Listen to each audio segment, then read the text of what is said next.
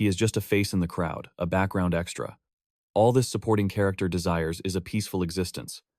A humble dream, right? However, the cruel hand of destiny had other plans. Specifically, a destiny entangling him with the deadliest female villains around, from the student council president with god-tier strength to the lethal assassin girl with beast ears. Who can erase a target faster than a teacher erases a blackboard? Then there's the triple S-class mage with demonic power. But enough exposition. Let the chaos commence. It was only the prologue. As the butterfly effect dictates, the entire fate of humanity can shift on a single axis. All it takes is one tiny insignificant choice. Or to put it another way, this is a complete and utter disaster. At least that is my perspective. Because up until this moment, I have made quite a few questionable decisions I deeply regret. Suddenly, a heavy pounding echoed against the door, a raucous commotion and shouting drew near. Honey, oh honey, are you ignoring me? Do you dare deny me? I marched here knowing for a fact you are inside. You better open this door right now. I had even interrogated Ophelia, the dorm manager. She said you moved into the dorms. No classes today, remember? You can't hide from me. She was determined to drag me out. Is she really going to break in? My stress levels were skyrocketing. That shrill voice was piercing my eardrums. Ugh, she is like a relentless parasite. But then the entity outside shifted from shouting to a low, predatory growl. Asterisk, thwack times. A steel blade pierced right through the terrified wooden door. Fine, have it your way. I'll let myself in. She was about to storm the castle. I stared in absolute horror. Cold sweat drenched my back. This woman is completely unhinged. The poor door was already crying out, tortured by a series of vicious horizontal slashes. Dot froze, his survival instinct screaming. Stop, this is a violation of school regulations. But the intruder was none other than the student council president herself, the one who owns the rules. I am here to impose penalties on rule breakers, she declared, while actively carving the door into kindling with terrifying threats. How utterly unfortunate. Unfortunate for him, that is. As the president, she felt entitled to everything. Finally, she sliced her way through. She stepped inside with a dark aura. You have been avoiding me lately, haven't you? Did you think you could run forever? Dot collapsed onto the floor, his legs turning to jelly.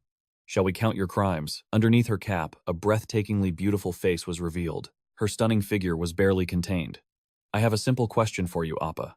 The gleaming silver tip of her boot pressed firmly against the floorboards right next to him. It was Camello. Will you marry me or do you choose death? He scrambled backward in a panic. But wait. Just then, another voice shattered the tension. Dot broke out in a fresh layer of cold sweat. He turned his head. Who is it now? It was the Princess Chi-sun hanging effortlessly outside the window. She perched on the windowsill like a cat, speaking in a deeply provocative tone. Going after a taken man, my. Is that how the noble president's family operates? Dot recognized her instantly and whispered her name in fear. Chi-sun ignored him, focused on her rival. Camello shot a sharp glance at the intruder. Her gaze was like a dagger. Isn't it a bit early for an assassin to be lurking about? Aren't there too many witnesses for your line of work? Chi-sun showed zero fear. She stuck out her tongue and winked mockingly. Killing all witnesses is the founding principle of my family's art. Dot's anxiety hit critical mass. He slumped against the wall, head spinning. The girls bickered. Wait, please, I really. This was too awkward. He hadn't even considered dating, let alone marriage. Asterisk. Boom. Times. Another thunderous noise shook the room. A voluptuous figure with striking blue hair crashed through the ceiling. Debris scattered as she landed perfectly.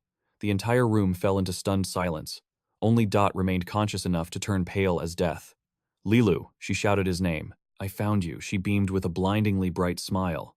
I have a suggestion, let's live together. The more Lilu spoke, the wider Dot's eyes bulged in shock. I've already prepared for the wedding. Everything is finished. We just need to go. She was insane. Suddenly, a dark shadow loomed. It was Dudia. A menacing aura flooded the hallway. She dragged heavy chains behind her. Asterisk, clank, clank, asterisk, how rude of you all. She walked toward him with terrifying calmness. Cheeto, what have you been doing? She asked softly. Surrounded by these pests, she glared at the others. As your official fiancé, I cannot overlook this. Appa belongs to me. Dot couldn't believe his eyes. Dudia was here too, but the shocks kept coming. Before he could breathe, another image burned into his retinas. Phi descended from the sky, riding a magic broom. She looked magnificent, surrounded by swirling, raging flames. Just how many people are going to invade this room? Can you lowly commoners be quiet? She sneered. These hateful insects. That fire in his heart is mine. Her arrogance was blinding, but she couldn't stop her own feelings. Dot felt like vomiting. A chill ran down his spine. He glanced around the cramped room. It was undeniable. This had become a catastrophic power struggle. The tension was thick enough to cut. You are all delusional. Lilu didn't wait. What are you standing there for? Hurry up, she grabbed him. Follow me, she urged. Dudia immediately intervened. No, Chido, I have the perfect solution. You should just refuse all of these harlots. The competition was deadly serious. Every pair of eyes locked onto him. If anyone objected, war would break out. The matter had to be decided here and now. There was only one possible outcome: death. Dot was being harassed by 5 stubborn, overpowered women. The overwhelming spiritual pressure drained the blood from his face. He had 1 HP left. The women stopped arguing and started charging up their ultimates. A decisive battle royale was about to explode. Surrounded on all sides, he just wanted to vanish. His vestibular system screamed in vertigo. How long are you going to keep this nonsense up? Ah, that's right. This cursed survival game pushed me into this hell. The game is called Savior Zing, a classic Academy S-class story. A bright, shining institute for talented young heroes, where children are full of hope and enthusiasm. It felt a bit awkward at first, but the characters were familiar. It was stable. A typical, predictable game. Vising had beaten it countless times. I played through every route and watched the ending. It was interesting enough. A satisfying completion. Or so I wished. The very next day I fell ill. And poof times I got sucked right in. Here ta-da. Does this make any sense? No, I wasn't the one who swore to protect this world. I cursed the game. I cursed the lazy programmers. Which deity is targeting me? I don't even have feelings for the main heroine. The main items are gone. Anyway, I'm stuck inside. A person who has absolutely nothing. No power. Just the son of a dead man. What kind of start is this? The barony of Bio was an agricultural backwater ranked 3rd from the bottom in the entire world. It was a place where peace reigned supreme. Dungeons were a myth here. In fact, throughout the Empire's history, this territory was mentioned exactly once as a footnote in a geography book. So, when the Baron's only son was admitted to the prestigious Royal Academy, it wasn't just news. It was a miracle that shook the continent. Finally, my boy the Baron cheered, masking his sorrow. He's really leaving the nest.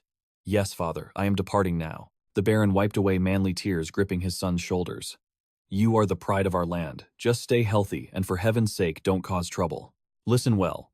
Elefante Academy is a gathering of monsters from every tribe in the Empire. The best strategy for a minor noble is to remain invisible. Don't attract attention. Do you understand? I understand perfectly. I smiled obediently. Asterisk. Ding times. The system interface flashed open. I checked my status window immediately. Strength, agility, luck. I frantically tapped the icons. Skill information. Asterisk. Skill list empty. Asterisk. Asterisk. Talent. None. Asterisk. Asterisk. Gift. Non-existent. Asterisk. I stared at the screen. A helpless frown creeping onto my face. I could feel the despair rising. Every single stat was forcibly locked at the bottom.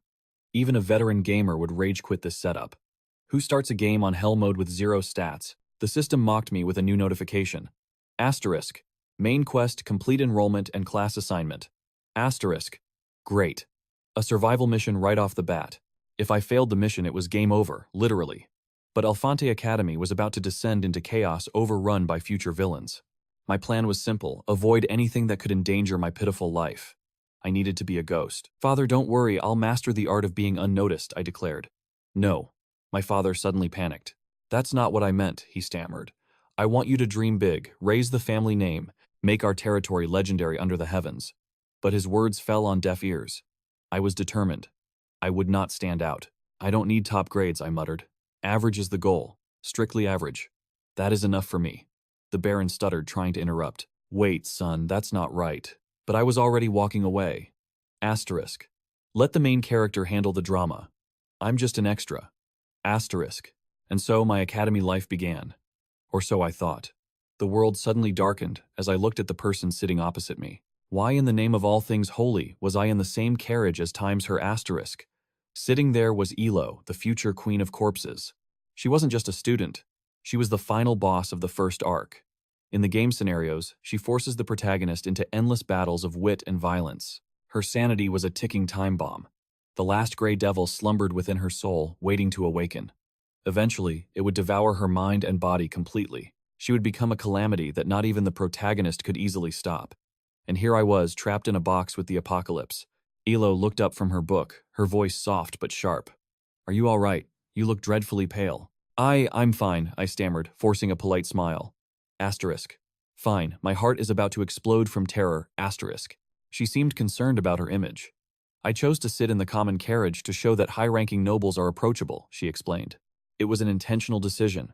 I apologize if I've made you uncomfortable. Asterisk. Uncomfortable. I'm sitting next to a nuclear warhead, asterisk. I gazed at the scenery, lost in thought. This girl. She was different from the game lore. The Alo I knew was cold, perfect, and bold. But this girl seemed sensitive, almost fragile. What was with this atmosphere? Slowly, she lifted her head again. Those pale pink eyes sparkled as they bore into mine. Is there something on my face? She seemed to ask without words. Is something wrong? I scratched my head awkwardly. No, nothing, I lied. That is surprisingly kind of you, she sighed. I grabbed my water glass to hide my trembling hands. I suspect you've heard the rumors about me, she whispered. Rumors. I choked. Before I could deflect, she leaned in closer.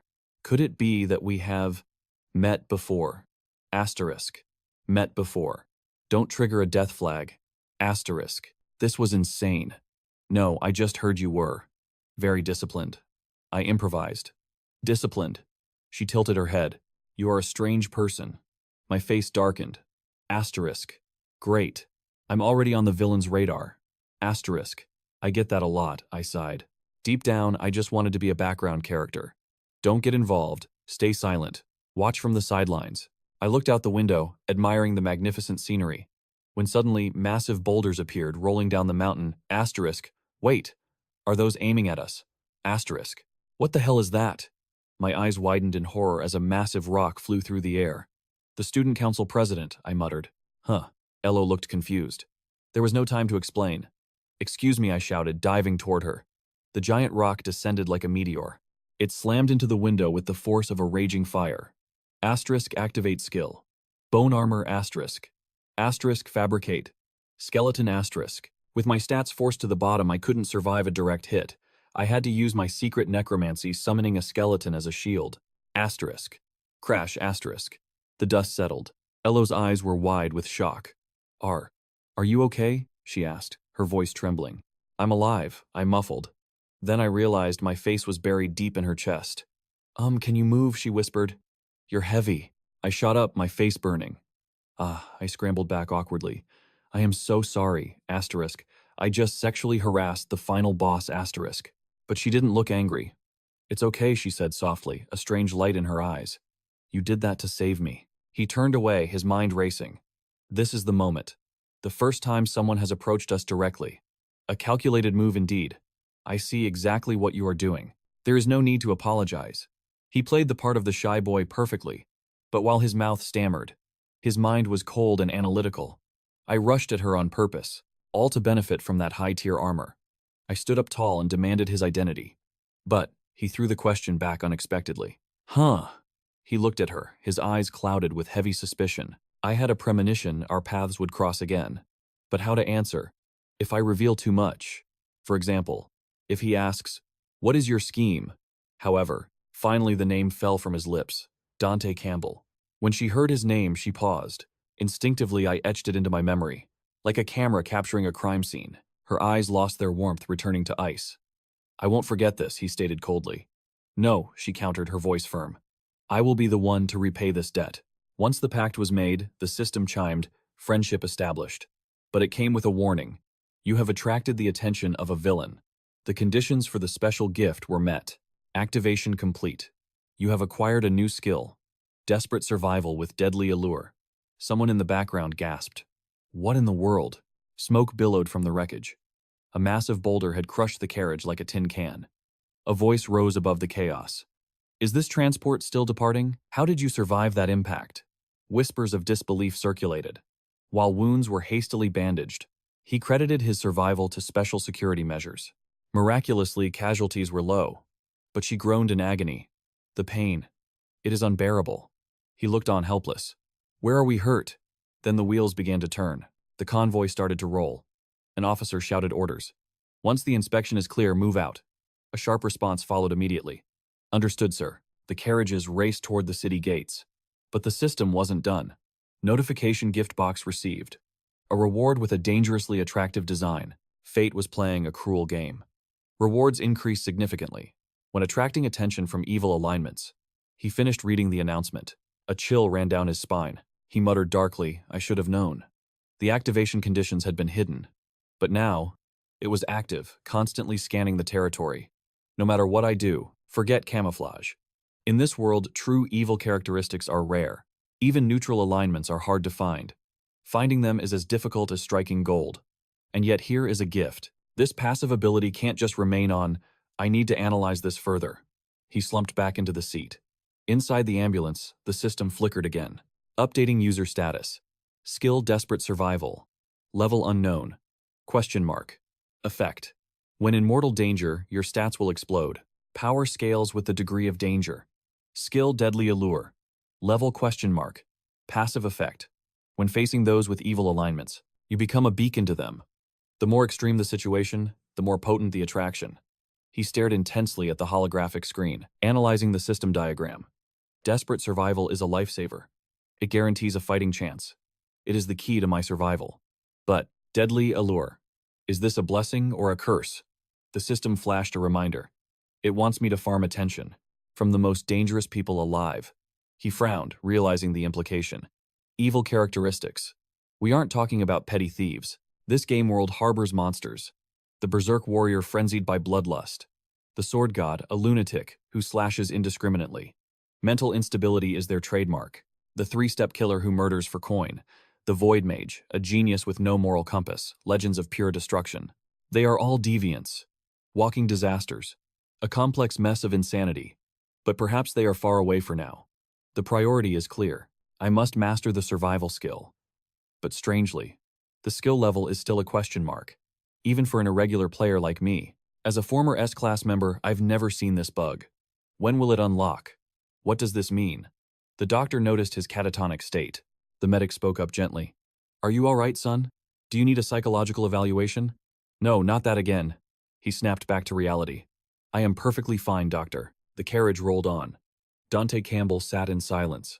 Suddenly, a man opposite him stood up, sighing heavily. A tragic accident indeed. But we should be grateful to be alive. All thanks to the guards for getting us here safely. Especially you, new student. This year's enrollment is quite the spectacle. Dante was lost in thought. He recalled the conversation with the therapist. The man pressed on. Hey, freshman. I heard a rumor. You shared a carriage with the lady of the Chi family. So tell me. Dante replied coldly. So what? What? The man scoffed. You're just a nobody. The son of a nameless baron with no connections. Back then he thought little of it. He closed his eyes, recounting the tale calmly. I am a former student of Elefante Academy. Just like you, from a no-name noble family. Listen to your senior. Dante feigned surprise. The senior continued his lecture. You think sitting with her was luck, sharing a ride with the heiress among so many options. Do you think her choice was a coincidence? She is a magnet for death. She has countless enemies. You must stay away from her from now on. Get involved with the high nobility, and you invite ruin upon yourself. Dante turned to face him. I will keep that in mind. Ping. The system notification appeared again. Favorability increased slightly. Warning. Early game event triggered. The news is already breaking. Impossible. I've been dragged into the plot against my will. In this academy full of monsters. This is a classic trope. She is a candidate for the final boss, just standing in her shadow. It seals my fate as a target. Danger can strike at any moment. Suddenly a roar cut through his thoughts. Dante Campbell, you bastard! A towering, muscle-bound student approached. He smacked a rolled-up scroll into his palm. He leaned in aggressively. Why are you just standing there like a statue? Do you think you're special? His lackey chimed in. A sarcastic sneer followed. Look at this country bumpkin. Can't you see the scroll? Everyone has read it. Everyone has already paired up for the practice matches. And you're the only loner left. The initiation ceremony is over. The combat practical test starts now. He grinned maliciously. And your opponent is me. It was selected automatically. Hearing that, he rubbed his weary eyes. Suspicion clouding his voice, he asked, Then, what about my enemy? Meanwhile, a creeping sense of dread began to take hold. He forced himself to stay calm, thinking if everyone else has already made their choice, am I just being left behind? And in the end, won't it be the strongest star standing above us? Elia loomed over him, her gaze piercing as she began to speak. Ask for. Hello. He looked up, heart hammering against his ribs in sheer shock. Elia, the world's greatest genius, stood there, flashing a brilliant, happy smile. I approached him, voice steady. Do you need assistance? Just her presence made him tremble, a phantom chill running down his spine. He stammered, I'm fine. Do you need anything? He realized with a jolt in the future, she is destined to become the savior, the absolute main character of this world. Miss. This girl, the very savior herself, reached out from the stone platform. Dot's face went pale, his eyes shimmering with sudden desperate tears. He shook, trapped in a nightmare. I'm doomed, he thought. Asterisk. Star times. The voice echoed from inside the room, cold and rhythmic like a solemn roll call. The Count of Diane had just arrived, trailing the Marquis. Galanti was here too, a new variable in this chaos. A girl rested her chin on her palm, eyes distant, realizing she had been played. What was happening? The college entrance duel was already underway, yet she was late. Impatience gnawed at him. Suddenly a boy approached, with a burning question. And as for Miss Chi, so too. Asterisk. Star times. Before the name could even escape his lips, Io stepped forward, her clothes still, stained with fresh blood. She marched to the center table and slammed a blood-soaked sword into the wall with a deafening thud. Amidst the carnage, the girl in the center of the hall, looked hauntingly familiar. He raised his eyebrows, staring at her in confusion. He had a mountain of questions, but where did you just come from? Blood still smeared her face. I haven't wiped it yet, she murmured softly. I handled one. There were so many. Io added, sorry, but we have other matters to attend to. Hearing this, she remained unshakable. A cold, decisive response hung in the air. The dark night deepened, the full moon hanging like a judging eye. They whispered, was anyone watching? Would he die? No, only about 12 people. Io crossed her arms, recounting the tale. They tried to assassinate me. They dropped a boulder. Once we cleared the academy train, we made it look like a tragic accident. We investigated and found out who they were. Since we were nearby, we eliminated them all. Elfan listened in stunned silence. Afterward, I reminded her that students shouldn't be handling such gruesome affairs. Hearing this, Io turned her head slightly, her gaze turning frigid. It's far too much trouble, she replied, throwing him a sharp glance. Her voice was as cold as stone. What do you expect? Someone perfect, someone who only knows how to forgive. Forgiveness for those who want to kill me, she challenged. They could only offer a helpless warning. Keeping the slaughter out of the village was one thing, but at least change your clothes first. The hand-to-hand combat enrollment was already in progress. If she went now, she would face Elia, a truly rare genius. Elo and the female lead. What on earth was happening? Ao repeated Dot's name. Asterisk Bello Orange's Times. The bespectacled girl studied her book. Then the file would be sent. Yes, it was him. She knew him. Asterisk Star Times. At first glance, there was nothing remarkable about him. The chief. Ao began to recall images of Dot. She smiled unconsciously, sitting in the car. That guy is quite strange, she whispered. On the sidelines, the crowd below erupted into thunderous, raucous cheers. He acted provocative and aggressive, a mere country bumpkin, yet his hand trembled on the hilt of his sword. In the ring, people were making reckless jokes, including heavy gambling. Everyone stared at him, pinned to the spot. How many moves do you have? Someone jeered. Another replied, what fish? If I took a hit from that, she's practically finished. That was the consensus. Elia faced him, analyzing him silently. Asterisk. His stats. Asterisk. She thought. Times I'd be in a terrible state if I took that hit. Asterisk. Asterisk. It would kill me. Asterisk. But if viewed differently, this was a golden opportunity. The situation was perilous, and yet, I have nothing left to lose. Asterisk. System notification. Desperate survival skills activated. Level ? Asterisk. In the face of danger, the index of risk rises alongside the level of threat. The scene unfolded. Dot looked down at the screaming mob. Someone below whispered, I'm sure of it. I'm sure the villains I must face are right here among them. If I don't die, I can at least gather something. Capture their attention. With this intel and these indicators, I can survive. Elia watched him, puzzled by his lack of reaction. Asterisk. If that's the case, then speak up. Asterisk. Hey sir, he exclaimed, instinctively startled. Huh, miss. She gestured for silence, demanding the truth. His face faded into the distance, revealing a complexity he couldn't grasp. Elia studied him. Are you really that weak? Is that right? He was stunned into silence. Speechless, he hesitated, caught in his own trap. Well, she stepped closer. That's clearly the opposite of what I expected. My guess was right. Right. Initially, I intended to crush him completely, but in this situation... She paused, a terrifying thought sparking in her eyes, making him shudder. Fearfully. Crush it. Why? She asked softly. He stammered, Are you traveling with Miss Chiso too? Is that it? I hate her. And not just her, the entire Chiso family. They are all devils in human skin. That was what Dot heard. He narrowed his eyes, inwardly marveling. Asterisk, the nerve. How dare she say that here times? It was true, according to the plot she harbored. A deep-seated resentment toward the Chiso family.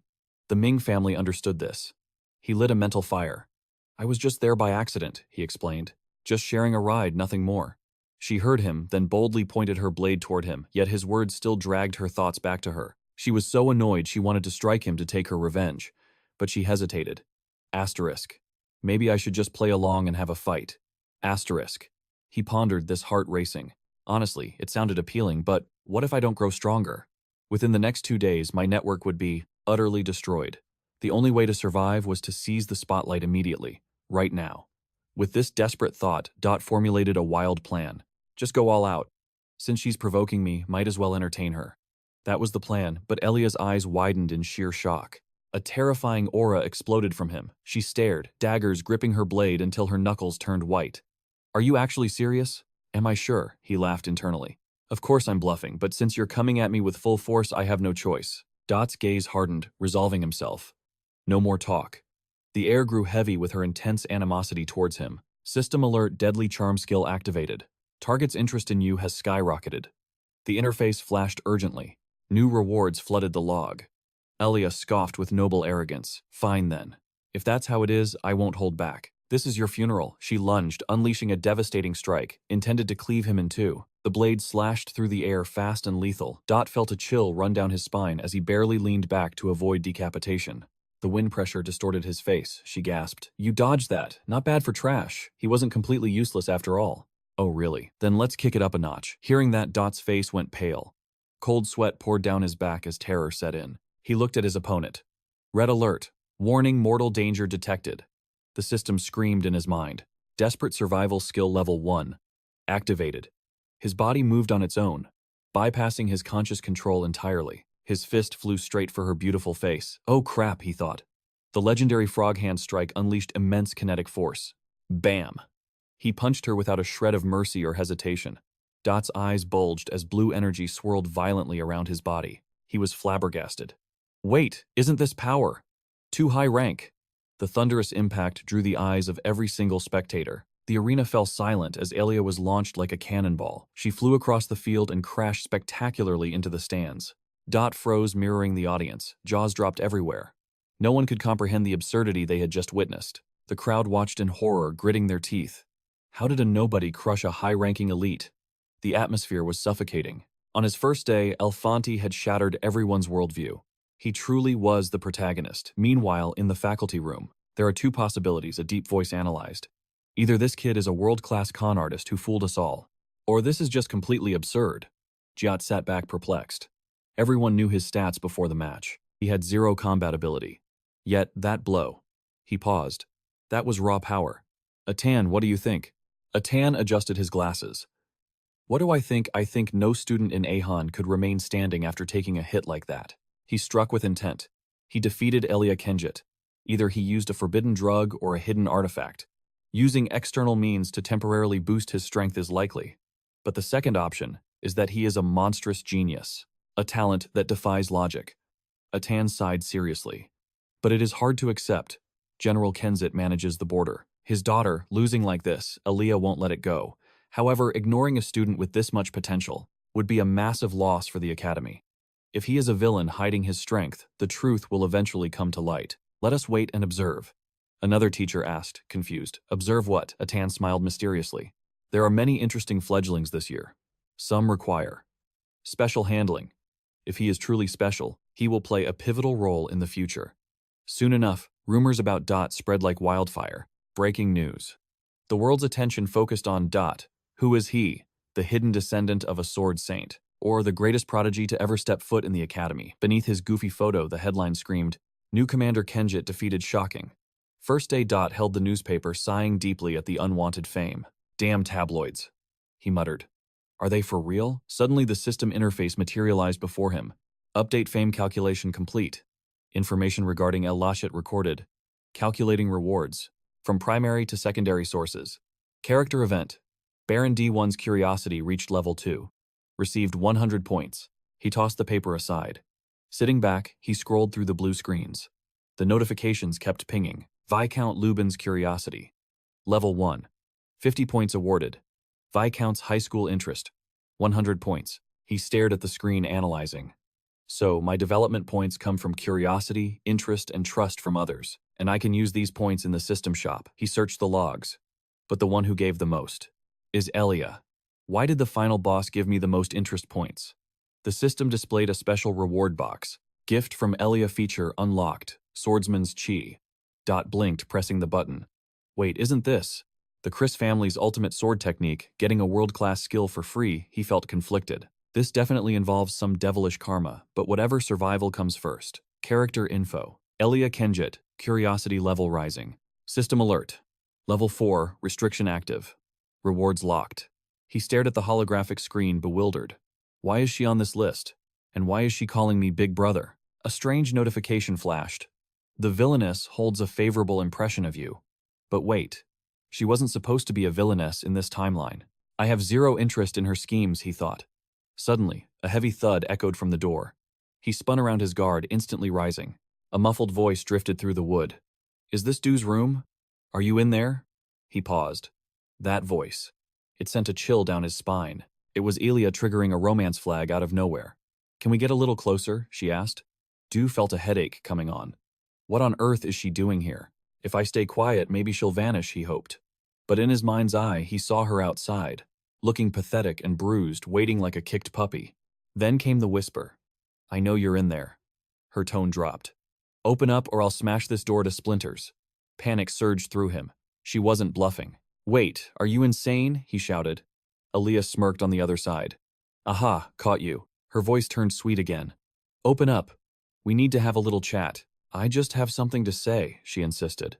He gritted his teeth, sensing a trap. Outside. Elia leaned against the frame, acting all bashful. We just need to deepen our understanding, she cooed. Get a little closer, you know. Dot stood frozen. What kind of nonsense is she spouting now? Confused, he ignored her.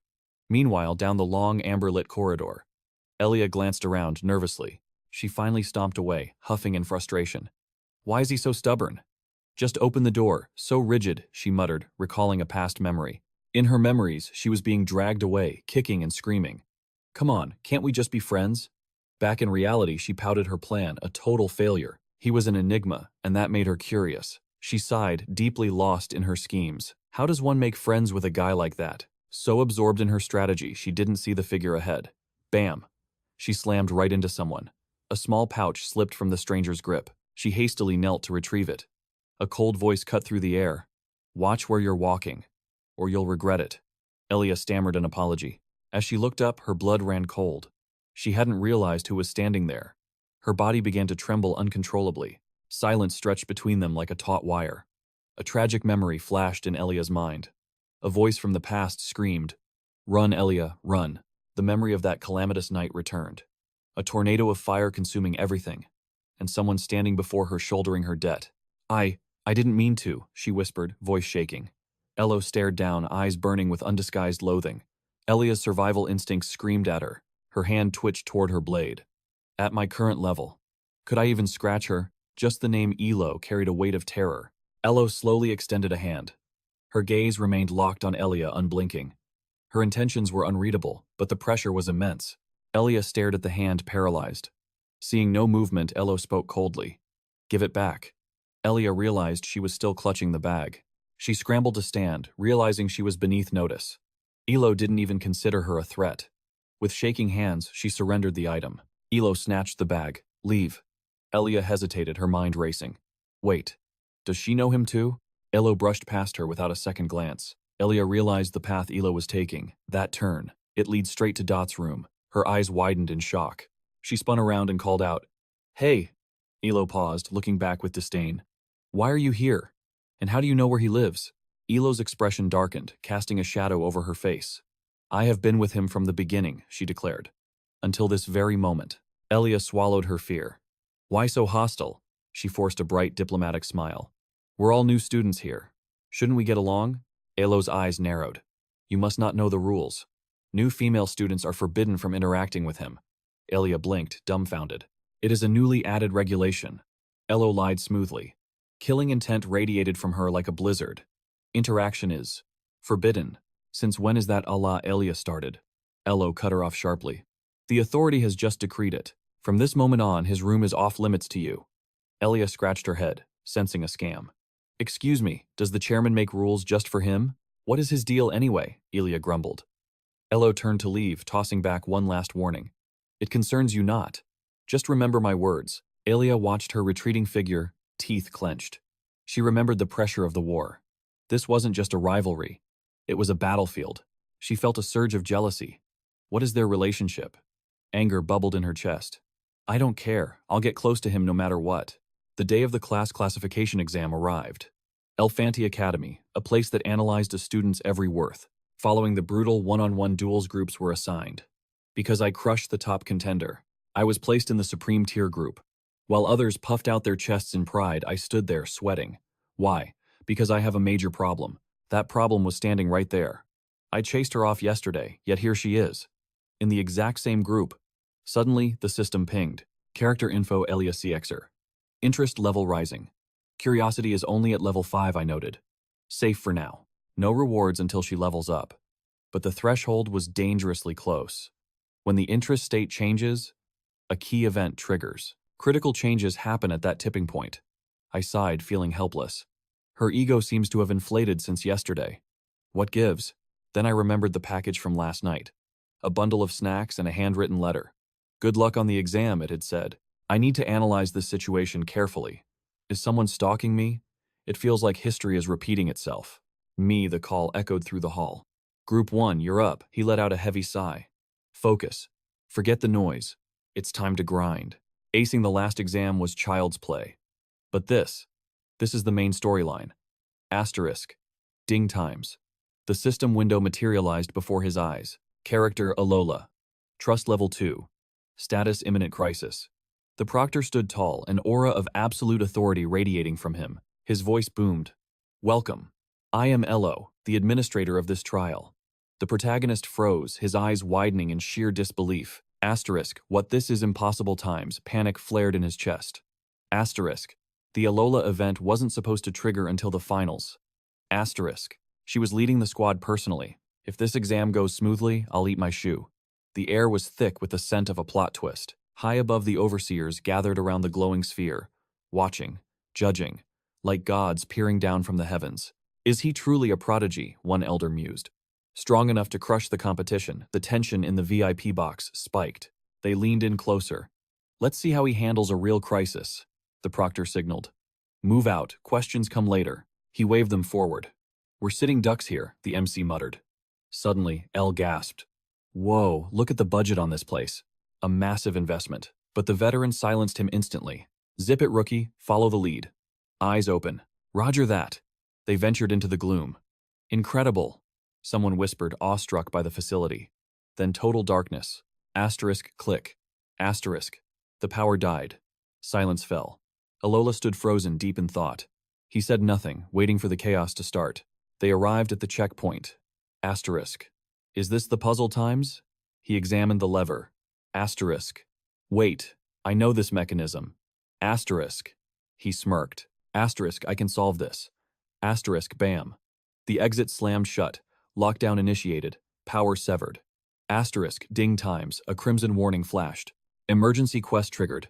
He stared at the blue screen. This wasn't a test anymore. It was a death trap. Target Alola. Objective: survive the assassin's purge. The shadows seemed to twist with malice. The hunters were here. Protect the VIP, a rookie shouted, trying to play hero. We've got this, don't panic. It's just a simulation, another claimed. Fools. They didn't realize they were walking straight into a dragon's maw. He paused. Asterisk. Hold on. Asterisk. He scanned the faces around him. Asterisk. These aren't random mobs. They're the main cast. Asterisk. Asterisk, if my memory serves, this is their origin story. Asterisk. The gears of fate were turning right before his eyes. These people were essential to the ending. He couldn't let them die. He raised a hand commanding authority. Listen up. We head to the central hall. Now. A teammate balked, confused. Huh, are you crazy? Why there? Because there's a tactical map, he lied smoothly. And supplies. But the truth was far simpler. A wide open space prevents sneak attacks. Corridors are death traps. The girl shivered. That sounds scary. Ambush. The skepticism faded. They felt the cold logic in his words. Even the chairman would agree with this tactic. Alola, we're not alone. The silence was deafening. They had no choice but to trust his instincts. Fine, let's move. Wait, the hall is that way, Alola protested, pointing back. Why detour? He didn't explain. He just moved. Answer me, she snapped. This is the opposite direction. His face was grim. Trust me, just walk. I can't explain yet, but this saves us. Asterisk. Sorry, kid. I'm saving myself first. Asterisk. The plot comes second. Asterisk, I can't tell them the truth. Asterisk. Rule number 1 of survival. Don't die for the story. Self-preservation is the only law. Asterisk. Right time's footsteps echoed in the void. Fine, he whispered. Keep moving. The trap was set. He clenched his fist. Asterisk, if I have to knock her out to save her, I will. Asterisk, determination hardened his gaze like steel. His authority bought them time. Now he just needed to vanish until the event timer ran out. Hide and survive. Asterisk. The assassins want the VIP, not a nobody like me. Asterisk. I just need a dark corner. Then a raspy voice cut the air. Hey you! A figure emerged from the gloom. Tall. Sketchy. I'm just the maintenance guy, the stranger lied. Here to fix the lights. Can't see a thing right times, liar. Asterisk. The system screamed a warning in his mind. Danger, high-level threat detected. Nearby, the girl stomped nervously, ignorant of the Reaper standing before them. Asterisk. Splash. Asterisk. The water echoed like a gunshot. Alola, she whimpered. Is splitting up safe? What if? Alola's eyes narrowed. She realized it too. This wasn't random. The protagonist had a plan, but the air tasted of steel. Above them in the rafters, shadows detached themselves from the darkness. An ambush squad, ready to strike, but he had already spotted them. Asterisk. Nice try, amateurs. Asterisk. He glanced at the repairman. Asterisk. This guy killed the scout team. Asterisk. A classic villain disguise. But he wouldn't be fooled. Asterisk. He thinks I'm an easy mark. Asterisk. He smirked internally, walking past the killer with zero fear. Equipment room is this way, the killer lied. He followed, eyes cold as ice. Asterisk. Let's dance, assassin. Asterisk. To a true master, a single glance reveals everything. His footwork is clumsy, his stance weak. This punk is nothing but a third-rate amateur. Let's toy with him before ending his miserable life. We'll step over his corpse and claim the young miss for ourselves. Die. But the moment he turned, silence met him. The prey caught the hunter's gaze. The mask fell away, revealing the face of death. A short sword flashed in the assassin's grip. Time to send you to hell. The target just sighed, a sound of pure disappointment. Is that the best you've got? Wait, if he had even a drop of real internal energy, we would be dead. But lucky for us, his movements are still full of openings. You are just the same trash I remember, weak and pathetic. But suddenly, a cold voice cut through his thoughts. In my memories. His grip on the blade tightened. He muttered strange words. Survival, probability 0, despair level, class A. A sharp slap echoed through the air. The hesitation was palpable. What is this nonsense, I thought. Whatever. He is just a bug waiting to be squashed. Time to end this farce. He dropped into a combat stance, knuckles white around his weapon. But somewhere else, a legend was moving.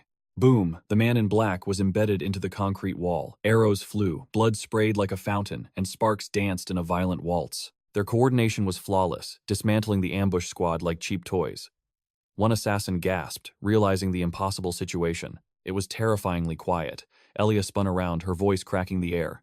The enemy froze, paralyzed by sheer killing intent. With a single thought, she stomped the ground, shattering the tiles. Her blade was a blur. One swing and 4 grown men were sent flying like rag dolls. They crunched against the wall, bones rattling. One guy coughed, painting the floor with fresh crimson blood. He strolled over to the broken assassin. Talk, he demanded coldly. Who else is authorized? Are there reinforcements coming? Silence means I snap your neck. The threat, combined with the bandages, broke him. Shaking like a leaf, he stammered. The Crescent Society. His name is he, she pressed. Is that bastard in this building right now? The man gritted his teeth. I can't say. Wrong answer. Rage flared as she delivered a brutal kick to his face. Hoisting him upside down, she asked again, her voice freezing the air. Is the assassin here? Yes or no? Her gaze drilled into his soul. Sobbing, he finally broke. Yes, he infiltrated with the group. Why? Elia shouted. Why throw your life away for this? The beaten man whimpered. Because they tried to kill me first. It was Herme of the Crescent Moon, a master assassin who steals faces. He kills his target and becomes them perfectly. Who is the true threat in this building? Elia's brow furrowed in deep concentration. There is only one person that fits, she whispered. So he made himself the bait. Was this entire charade just a trap to lure out the ultimate predator? They are coming for you? Why go to such extremes? What is their true connection? The main character replied, with ice in his veins. I told you before. We have nothing to lose. Meanwhile, the assassin muttered curses, realizing he was outplayed. Damn it all, a counter-assassination. In a raw clash of skill, we lost. The guardian spirit should have been an illusion, a non-physical barrier reacting only to killing intent. It should only block weapons. So why is there a physical mark? Is this the 7-star sword style, that ancient forbidden sect? It makes sense for a hidden master. His entire body is a weapon. But why rely on a single blade? Could we crush him? No, he countered instantly, stabbing forward. I will pierce your heart. And then, the system window popped up. System alert, you have passed the trial. Developing sword art Citybreaker. Sword intent proficiency has leveled up. He glanced at a nearby tree, a simple stick in his hand, and exhaled. What a pathetic display of swordsmanship, he scoffed at himself. Tun realized his mistake. We never should have provoked this monster. Slumping against the wall, gasping for air, he wheezed. So, you were the one hunting us all along. Who the hell are you? System skill deadly charm activated. Effect villain entrancement. I'm impressed by my own genius. Thanks to this broken game system, I don't even need to lift a finger. Weapons are detected at the entry point, which is exactly why I lured him to this blind spot. Seeing his confusion, a smirk curled my lips. You'll pay for this. Enough talk. I looked down at him. Relax, brother. I don't intend to take your life today. What? His eyes widened. Why spare me? I ignored the question. I have a message for your masters. And don't mess it up. Stay away from Miss Chiso too. Tell them that even an assassin of your rank barely escaped with his life. Seeing Elo's dark expression, I knew the truth. They don't know who ordered the hit, but they won't stop coming. If they persist, the chance of Elo's gray demon awakening increases. The higher the risk, the more urgent the need to purge them. This danger was destiny. The assassin looked up, blood on his teeth, and grinned. And if we return, what then? Challenge me, I said flatly. Try it, because next time I'll protect her again. He looked at me with suspicion. Miss, is Chiso 2 really that important to you? I shrugged, keeping my face neutral. Let's just say, she is an investment. Silence stretched between us. Suddenly, ping. System alert, deadly charm effect active. Target's positive favorability is skyrocketing. The affection meter was off the charts. Oh my god. We just stared at each other. Brother, he whispered. I slowly turned my head to look at Elo. She moved toward him with a predator's grace. Meanwhile, in the student council room of the Afenta Institute, terror filled the air. A mournful scream echoed through the halls. It was total chaos. The director was absolutely livid, barking orders to hunt down the mastermind behind this mess. Immediately, we control this entire mountain, yet this filth needs cleaning now. The academy is compromised. Depending on the route they took, it is a disaster. And looking at the timing of the assassination, it is undeniable. There are rats within our walls. Spies. I know my way around a brawl, but this political strikes against her are nothing new, usually just a bad meal. But this was a second attempt on her life. These assassins are dangerously determined. Yet, in the face of death, he worries about the mundane. He spoke nonsense, barely paying attention to the danger. I wonder, is he foolish or hiding something? The young lady spoke up, her voice steady. This feels different. The mastermind isn't done. They will strike again. The guards who escorted her last time were all commended for their bravery. Miraculously, not a single one of them died. However, there was one man who stood out. A man with a blank record, yet he walked through that hell unscathed. There is no logical reason for it. His survival has been noted. We don't know his motive. Was he suppressing his power on purpose, trying to avoid the student council's gaze? Despite the endless analysis and her teammates' panic, Alola remained ice cold. She simply mused, I wonder. Her aide, however, snapped. He roared with fury. I swear I will punch her if she keeps this up. But Alola showed no fear. Only a calm, terrifying composure. She was provoking him. Go ahead, try it. Exploding with annoyance, the aide grabbed a heavy vase and hurled it across the room. What is wrong with you? But with effortless grace, she caught the vase mid-air. Her expression didn't change. Is there a problem with the department? The problem is you, the aide shouted impatiently. You've been distracted all day. We need to focus. I don't know what is in her head, but if you don't tell me, I'm done helping you. Suddenly, Alola dropped the bomb. I think. I have found someone interesting. There. The aide was so shocked he questioned his own hearing. What did you say? She repeated it clear as day. I said I am interested. In that animal, the question flew out instantly. Don't overthink it. Who should be worried? Don't play shy, she smirked. You just mentioned him. What the aide gasped, the realization hitting him like a truck. Cambello, the room fell into a stunned silence. Time seemed to freeze. His brain finally processed the horror. Wait, hold on, you like that country bumpkin. Panic began to set in. He tried to deny reality. I didn't hear that. He looked at his mistress with pure dread. Miss, please. I don't know how he survived, but if the patriarch hears about this, if the Chi-certain family finds out. Alola simply shrugged. That old man. He will definitely be furious. She stepped closer, placing the vase back on the shelf.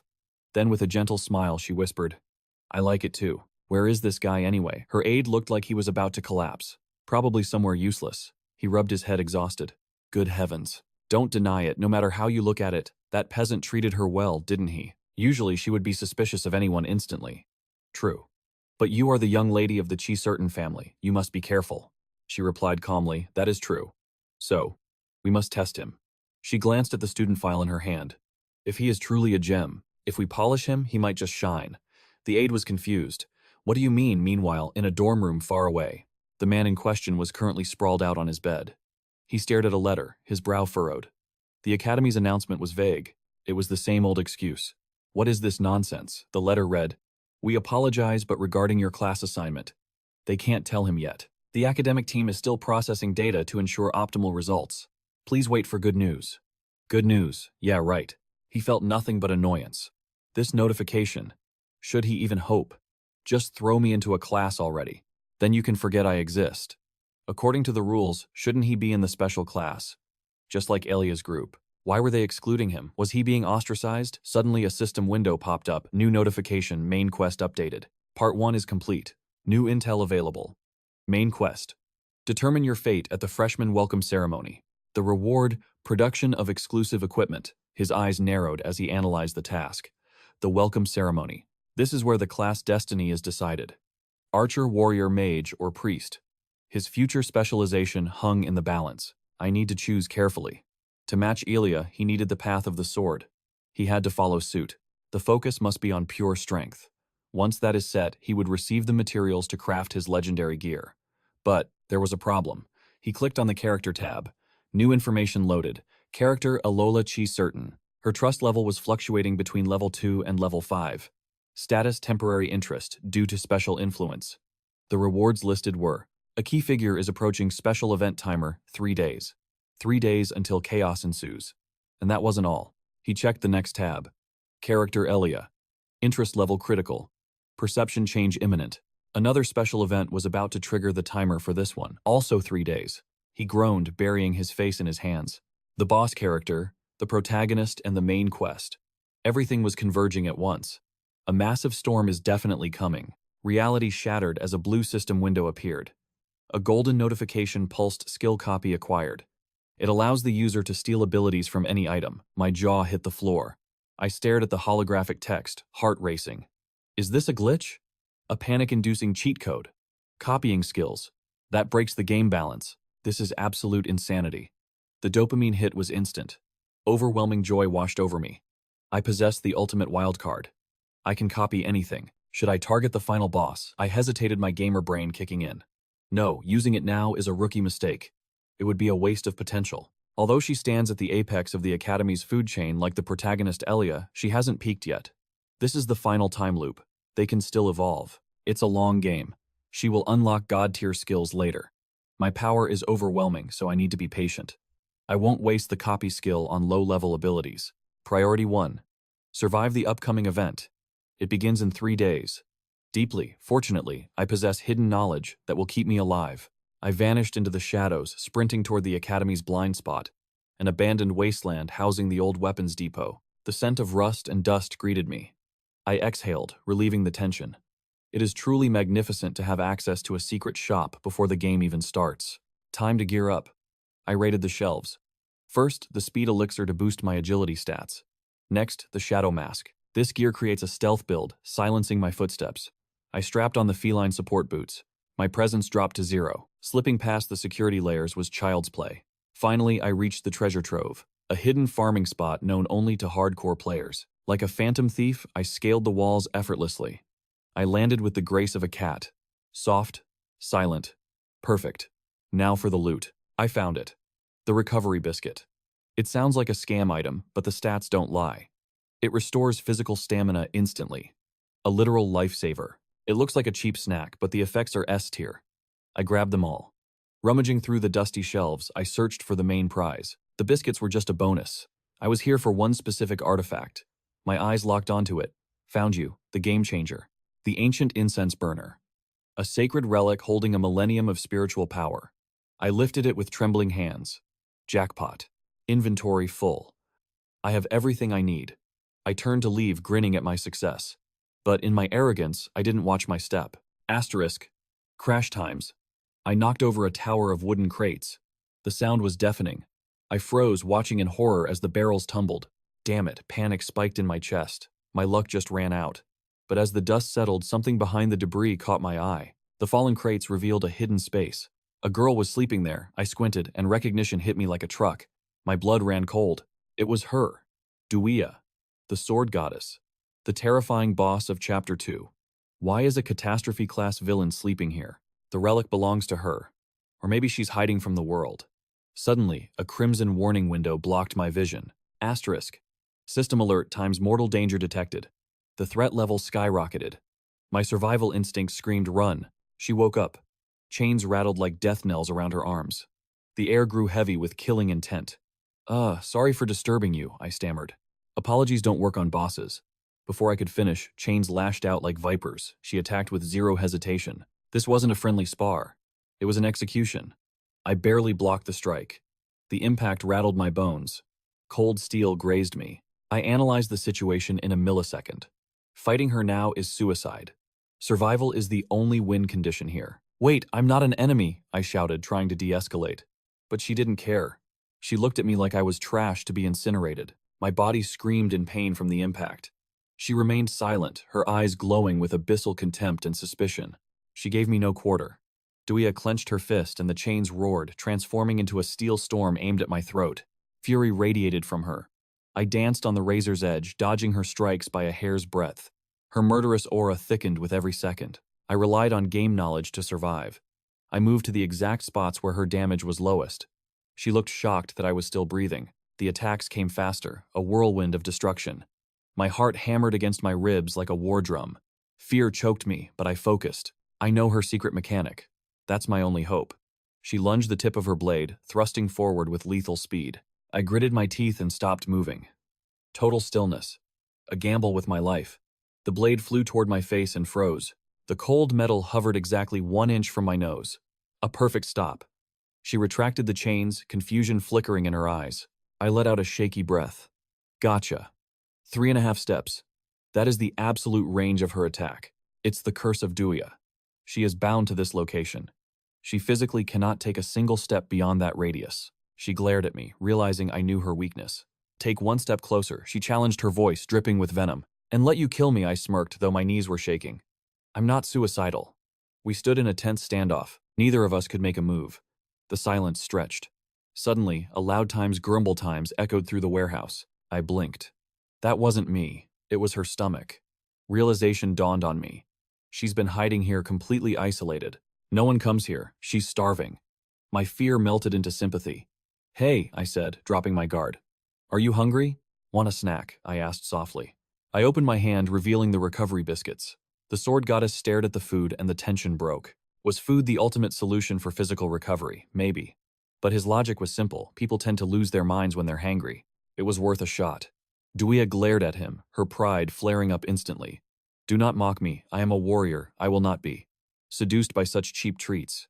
You really think you can bribe me with sugar? She didn't wait for an answer. With a huff, she tossed the cake into the air. But then, pure instinct took over. Her fork moved at the speed of light, snatching the cake mid-air like a trained puppy catching a frisbee. The tension in the room vanished instantly. Munching happily, her attitude did a 180. Okay, I believe you, she mumbled through a mouthful of cream, throwing it was just a tactical error. It really is impossible to communicate with an empty stomach. Dot finally exhaled. his soul nearly leaving his body. That was too close. He almost died over a pastry. Duia finished the snack and stood behind him, obedient for a moment, until her eyes narrowed. Wait. Who are you, and why are you actually here? The question froze him in place. His mind raced. Asterisk. I can't exactly tell her I'm here to loot the place. Asterisk. He needed a lie, and fast. He put on his most righteous face and declared, I came to deliver a meal. A mutual acquaintance asked me to look after you.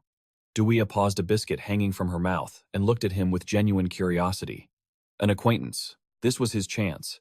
If he could build favorability with Duia now, it would pay off massively later in the game. It was an investment in the future. He leaned in, lowering his voice. That's right. Your sister is doing well in the Holy Empire, but the current emperor, he couldn't care less about the two of you. He doesn't even know where she is. He didn't need to say more. The message was clear. For now, just rest and recover. We will return. Duia had a complicated past. In the Holy Empire, she was forced to live in the shadows. A weapon for the emperor. Her sword wasn't just steel. It was a notorious vessel of calamity. It was a cursed object, a container for evil.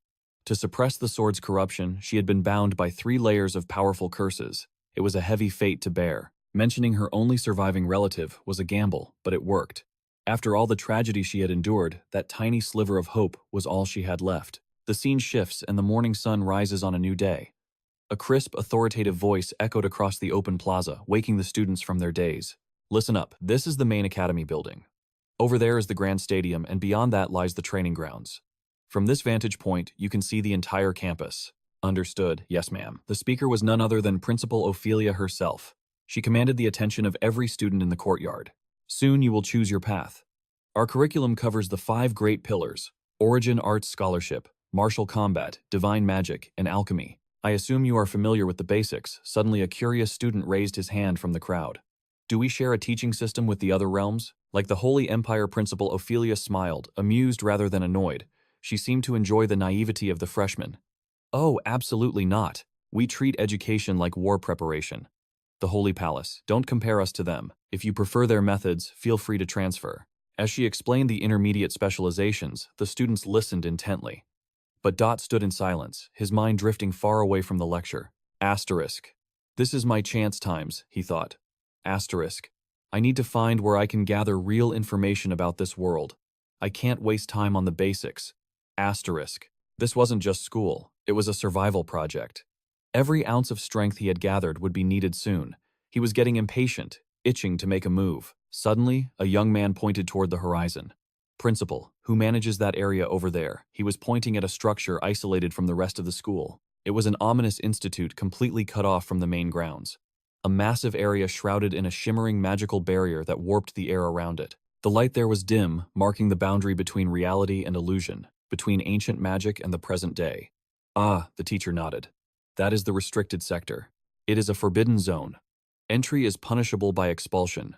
Dot's eyes narrowed. He knew that place. The nothingness.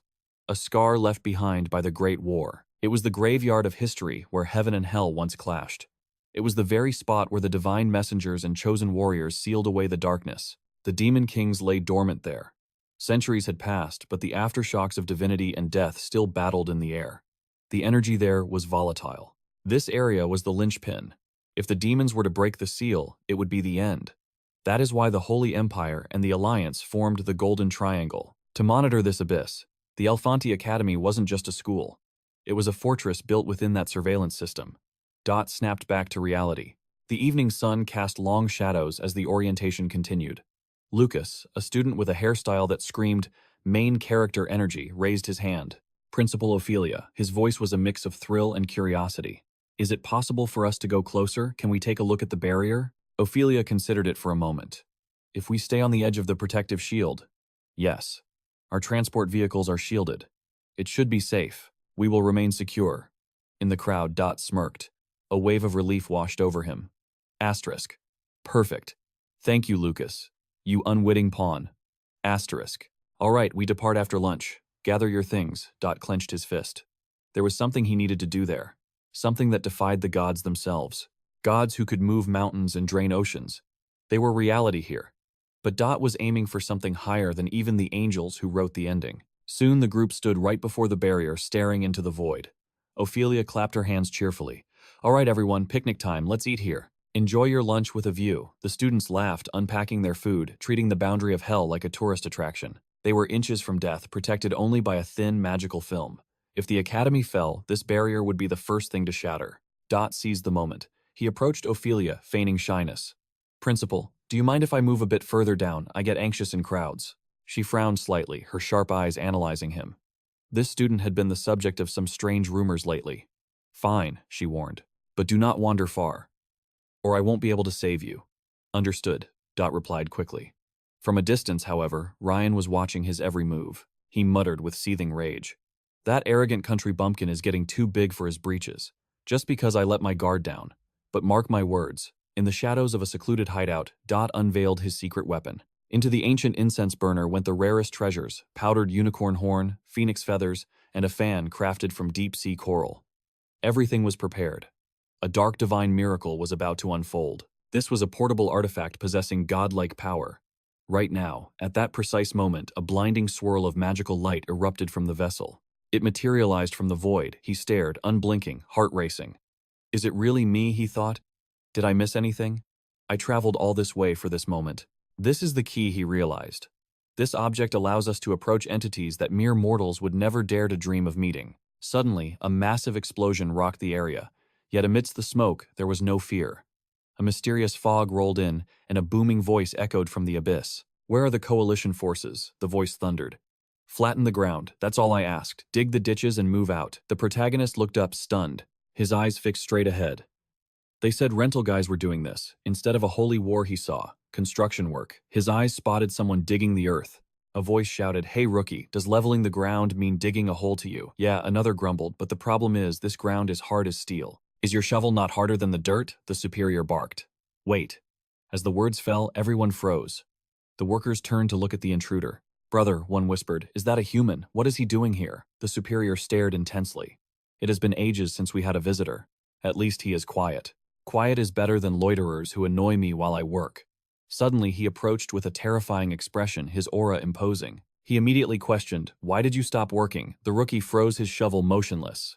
What he stammered, pointing to the ground. There's a circle. A glowing magic circle shimmered before his eyes.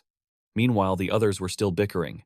It's moving now, grandfather, look. Spread it out evenly. Don't dig any deeper, someone shouted in panic.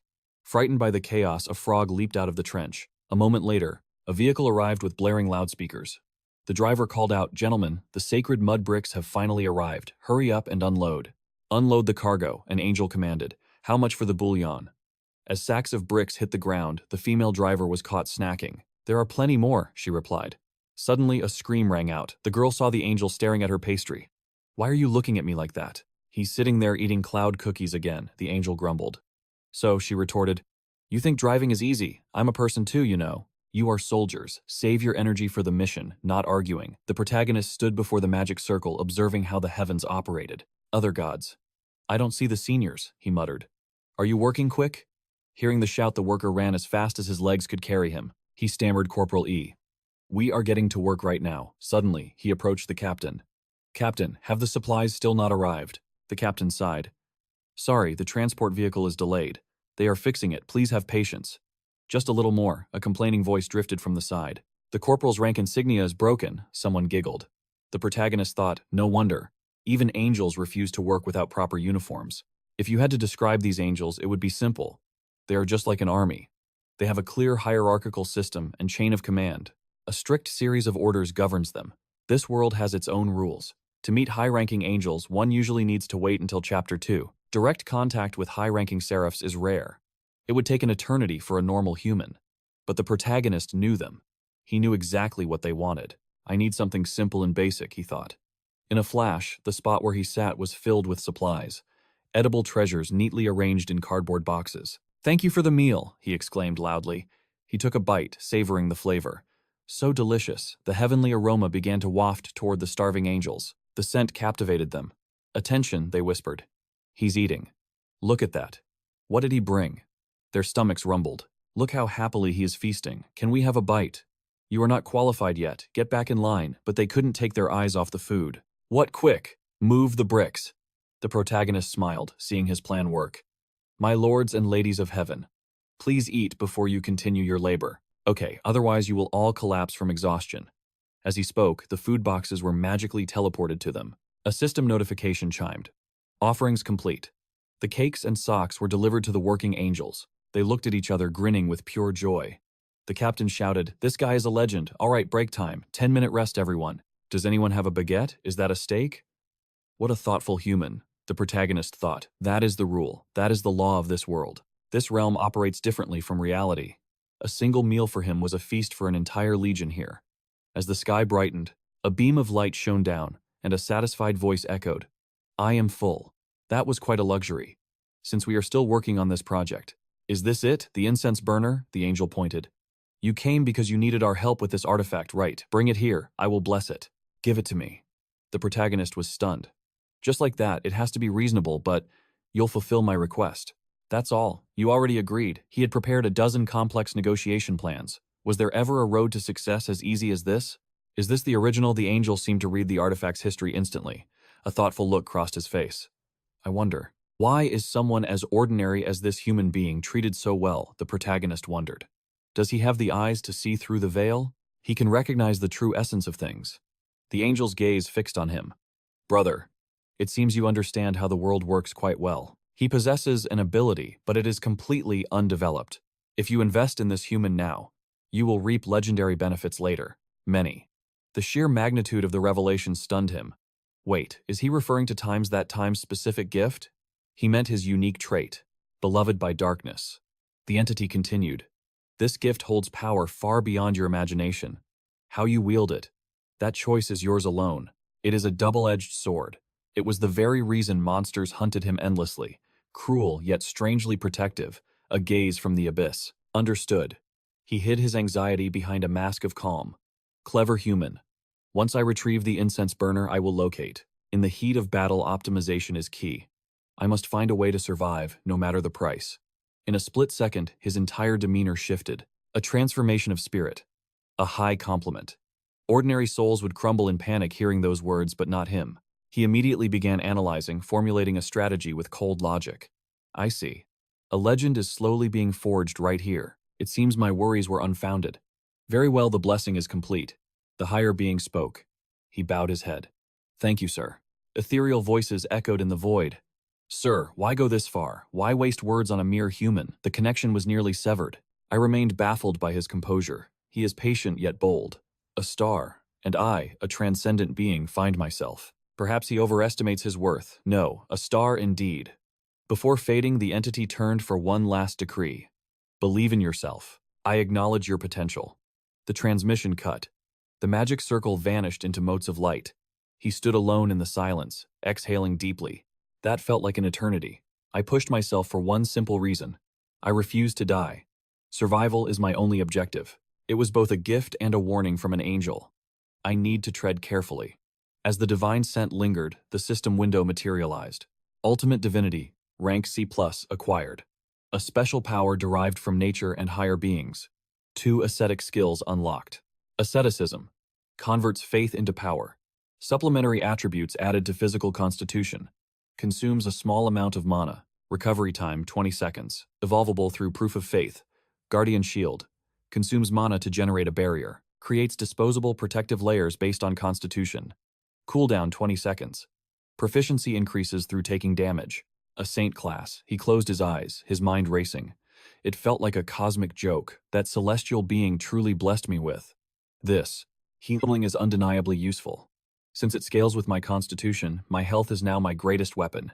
This is the key to survival. Perhaps my desperation was the catalyst. My stats have skyrocketed. These skills are valuable, but there is something more vital. The most critical factor is evolution. In this world, anything capable of growth will inevitably dominate over time. I obtained this far earlier than the original storyline. A stroke of incredible luck. Suddenly, a new system notification chimed. It consumes mana. He frowned. That is the catch. For someone with my low aptitude, having enough mana is a pipe dream. I have no mana-related traits. If I cannot use magic, I must find a workaround. A temporary substitute. That is exactly why I came here. A voice snapped him back to reality. You're not focusing at all.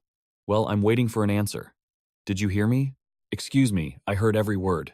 He looked at the instructor. You said we need to form two-man cells, correct? His expression was innocent. So, you understand the concept. Then tell me, where is your partner? He smiled unwavering. She will be here. Coming soon, the class scoffed. Who would team up with a nobody like you? Dot sneered. I am not lying, he replied calmly. No, this place is about to get very lively. What is that nonsense? He checked his watch, counting down the seconds. My partner is quite the celebrity. She should be arriving. Right now. According to the original plot's timeline, as if on cue, Elia stepped through the door behind them. Excuse me, is this the Monster Research Department? He cheered internally. Perfect timing. Originally, I planned to avoid the main characters to stay safe, but I changed my mind after that angel's advice. Elia spotted him, her eyes widening as she whispered a recognition. Dot turned, jaws dropping. Wait, do they know each other? Is a top student really pairing with him? The class was in chaos. She hesitated, unsure how to respond. Memories of their past encounter surfaced. She had only meant to express gratitude, but security had dragged her away. Rumors spread like wildfire. First years are banned from dating. The gossip was brutal. What is your relationship? They were interrogated for hours but found nothing. Dot stepped in, confused. What are you doing? There is nothing between us. Just a misunderstanding over a handshake. She looked confused. This guy. He's actually amazing. Is this his strategy? He's manipulating the situation perfectly. The rumors painted him as a villain, but reality was different. Enough delusions. Welcome to the Dungeon Simulation Academy. In the darkness, 4 crimson eyes began to glow. They stepped up. Someone whispered, "Are you sure about teaming with him?" He tried to reassure her with a look. His expression was hard to read. Trust me. I know you don't want to be friends, but we need to win. She recalled their first meeting. Are you planning to attack me again? She teased, voice low. It was awkward. Usually he looked like the type to get beaten up, but now combat mode engaged. His face went blank. He stood tall, pointing forward with absolute authority. If you want to survive, follow my lead. Listen closely and obey my command. Move enemies. At 9 o'clock, 3 of them. Look at that monstrosity.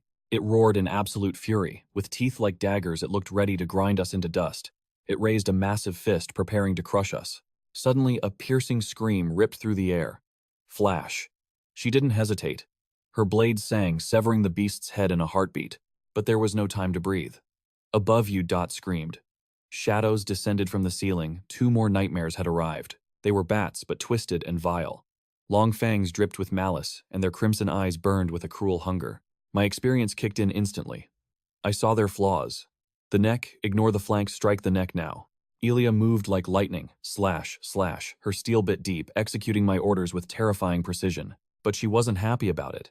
Hey, Commander, stop barking orders and actually help me. Lend a hand, you useless jerk. I ignored her whining. Focus, close-range combat, dual blades incoming from the left and right flank. Discard defense. Just survive for 10 seconds. Spears launched at us with breakneck velocity. She danced through the danger with incredible grace. My guidance was absolute. Next wave, paralysis mist incoming. She shattered the poison trap instantly, but the dungeon had no mercy. Dodge. The next attack is already here. 3 arrows ahead. Freeze. 3, 2, 1. Ambush from 6 o'clock. Behind you. She spun around. Thanks to my rapid-fire commands, she parried a blow that would have ended her right there. We survived, but her temper was rising. My micromanaging was driving her insane. She was doing all the work while I just talked. If he knows so much, why doesn't he fight, she seemed to think. We were clearing the gate at record speed, but her patience was thinning. I was just a cheerleader in her eyes. Take the lead, she snapped. I froze. I wished I could help, but it was impossible. Look at me, my stats are trash, I'm bottom tier, this is just a simulation. My cheat skill, desperate survival, only triggers in real danger. These are just holograms, I can't use it. I can't trigger my power against code. It was a versatile skill, but completely useless in a safe zone. Suddenly, Elia's aura exploded. She turned her blade toward me. Determination burned in her eyes as she charged. You want danger, she seemed to scream. My blood ran cold. My pupils dilated in pure terror. Wait, that's too extreme. She swung with full force. Whoosh. The blade whizzed past my ear and decapitated the stealth mob, lurking right behind me. She wasn't killing me. She was saving the run. The spectators outside dropped their jaws in astonishment. Boom confetti cannons exploded, new world record. Even Elia looked stunned, standing amidst the falling paper. What just happened? She gasped. I fought alone in a 2-man dungeon and set a record. It didn't make sense. I scratched my head, smiling awkwardly. I may look useless, but I'm actually a world class. I'm a vocal support main, I bluffed. We got lucky, Elia. But the next zone is going to be hell. Let's go, I said, completely missing the demonic aura radiating from her. She was vibrating with rage. She squeezed her eyes shut, teeth grinding together. She didn't even turn around to curse me. She was ready to murder. Meanwhile, outside the simulation, Magnificent cheered the observer. They actually did it. The head of the department was ecstatic. The director tapped her lips, eyes gleaming. We need to double the budget for these mock battles immediately. She turned to the VIPs. General, your thoughts. A figure in a green military uniform leaned forward, imposing despite his size. Standing barely over a meter tall, the tactical instructor spoke. Is it because of the warrior? The girl is a beast, the general mused. But we struck gold elsewhere. We got lucky today. You mean the girl? The director asked. That warrior candidate is a prodigy, certainly. Her growth rate is abnormal. Definitely someone to watch. But the general shook his head. No, he interrupted. Not the blade, the brain. That boy Dot, the director scoffed. That scammer. All he does is talk. Typical mage arrogance. Why are we discussing him? Look closer, the general insisted. That record wasn't just raw power. It was strategy. She couldn't have done that alone. Everyone was surprised, but let me explain the magic trick. She is the weapon, yes. But he is the hand that wields it. He is the key to the lock. His positioning was absolute. Every command was a lifeline. He cushioned her every mistake. He predicted the ambush before the code even loaded. That isn't luck. That is the instinct of a veteran of 1,000 wars. The general grinned at the director. I suggest you place your bets on the boy to make her a legend. A sudden hush fell over the arena. The microphone feedback screeched, demanding attention. Testing 1, 2. All eyes were locked on Dot and Elo. That aura. It was undeniable. The high-ranking mage observed the two rookies with a predatory grin. Interesting. He leaned forward, placing a heavy wager on the table. Let's make this interesting. Can you two truly handle the pressure? Pass your first-year trial right here, right now, the mage announced. If you succeed, I'll grant you a special reward. Any request you make, consider it done. Any request. Professor Bosi gasped, his jaw hitting the floor. He looked at the mage in disbelief. Headmaster, isn't that too extreme? Why go this far for freshmen? The mage ignored the faculty's shock. However, he continued smoothly, if the pressure is too much, you can walk away. No force, just an offer. It seemed like a suicide mission. But before the echo faded, deal. The answer came instantly. Dot stood there, radiating absolute confidence. It's fine. We accept. We can absolutely do this, Dot declared. Elia, on the other hand, looked like she had seen a ghost. Her face went pale. Huh, Mr. Dot, what are you saying? The faculty members frowned at Dot's arrogance. He's reckless, one muttered. But the headmaster's grin only widened. I like that spirit. We're betting on your success, kid. Let the trial begin. Meanwhile, in a distant corridor, is it really this far? Afanti groaned, collapsing against the wall. She was utterly spent. Unbelievable, she huffed, trying to catch her breath. We came all this way just to... A sharp sound cut through her thoughts. Asterisk. Clang. Asterisk. The memory of a blade slicing through the air. Stop complaining, she told herself, though her body refused to move. She lay sprawled on the cold ground, reaching out with a trembling hand. Just need a moment. She grabbed her water bottle, the plastic crunching loudly in the silence. Her mind drifted back to a conversation she desperately wanted to understand. Memories of Elia flushed through her mind. When I was little, Elia had whispered my mother taught me the family arts. But the memories are fragmented. I'm trying to piece them back together. The curse of the Krister bloodline. The devil that sleeps in the veins. It was a dark rumor known only to a few. A double-edged sword god-tier talent on one side, and the total loss of humanity on the other. Aren't you overreacting? Afanti had asked back then. But looking at the madness in those eyes, she knew the truth. Violent outbursts. The collapse of reason. The beast taking the wheel. That was the price of power. That was why every genius of the Krister family, despite their legendary achievements, always met a tragic end. The memory faded. Afanti stopped moving, the weight of the realization hitting her. She unscrewed the cap and chugged the water, washing away the fear. Serious, she scoffed, sitting up and wiping her mouth. Is it really that deep? Don't worry about it, she muttered to the empty hall. I'm here now. I won't let it happen.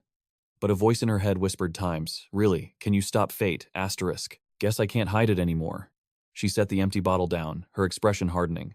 Why so cautious? Her partner had asked. Because we have a duty. It's out of our hands now, she realized. The girl with the auburn hair, Elia. The pieces of the puzzle were clicking into place. The anxiety was eating her alive.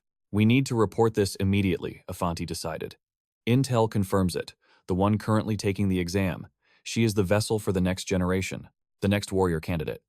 Elo paused, turning around as the transmission came through. Confirmed. The subject is Elia, the girl fighting alongside Dot. I had a hunch, Afanti whispered. That's why those two were paired up. The Academy knows. This isn't just a test. A mock battle disguised as an evaluation. It wasn't hard to figure out. She sighed heavy with worry. They are pushing her to the brink to awaken it. The plastic bottle in her hand was crushed flat water dripping onto the floor. Take me to the arena, Elo commanded. Now. Back at the testing ground, the atmosphere was electric. Dot drew his blade. Elia, trembling, whispered, What is the plan, Dot? Do you actually have one? He's talented, the judges murmured. But against this level, is it worth the risk? Dot looked up at the scoreboard. We're going for the all-time record. The answer was short, indifferent. Yes. Elia looked at him like he was insane. Are you crazy? But Dot just frowned slightly. His confidence wasn't a mask. This wasn't a joke to him. Asterisk. He has a plan, times Elia realized. Asterisk. But what times Dot analyzed the enemy? Asterisk. It's an artificial construct, times, he thought. Asterisk. Just code and patterns. Asterisk. Asterisk. Artificial monsters have a fixed algorithm. Asterisk. Asterisk. If I target the glitch in their movement. Asterisk. He glanced at Elia. I can't explain it yet, but I see the opening. She wouldn't understand the technicalities. Just follow my lead, he said simply. Elia frowned, her doubt warring with trust. Okay. Because you're here. Her cheeks flushed red. I don't totally believe you, but I'll try. The loudspeakers crackled again, interrupting the moment. Attention, candidates. Are you two ready to begin? The proctor boomed. Without a second of hesitation, Dot shouted, Ready. His voice echoed with absolute certainty. The proctor seemed impressed by the sheer gall. Very well. You may adjust the difficulty setting. Higher risk means higher reward points. Set it to maximum, Dot ordered instantly. Highest difficulty. The faculty box erupted. Is he insane? But Dot's voice cut through the noise. Do it. You can't trust these freshmen, a teacher yelled. This is suicide. They're just first years. It's a death sentence. They'll lose their lives. But Dot stood firm, unbothered by the panic. I said, set it to max. Even the headmaster paused. Asterisk. He truly believes he can win. Asterisk. Worth a try. The headmaster smirked, satisfied. Grant the request. Elia looked like she might throw up. Asterisk. Maximum difficulty, us asterisk. She never imagined they would go this far. Relax, Dot whispered, sensing her terror. Highest difficulty just means a bigger prize. Don't worry, he grinned. The die is cast. No taking it back now. Asterisk. Besides times, he thought times after we win this, I'm going to enjoy a nice warm drink. Asterisk. Asterisk. And a slice of that delicious cream cake. Asterisk. The teachers watched in horror. I can't believe the headmaster allowed this. This is a first one, whispered. Is this really okay? Something feels different this time, the female professor noted, eyes narrowed. Just wait and see, the headmaster said calmly. There's a reason for his confidence. He leaned back, watching the screens. If it gets too dangerous, we intervene and save them. But until then. The system voice announced times slaughter regime initiated. Asterisk. Activate the simulation. Prove your worth. First-year student Elia roared, Damn it, let's do this. Beside her, Butter could only sigh helplessly at her recklessness.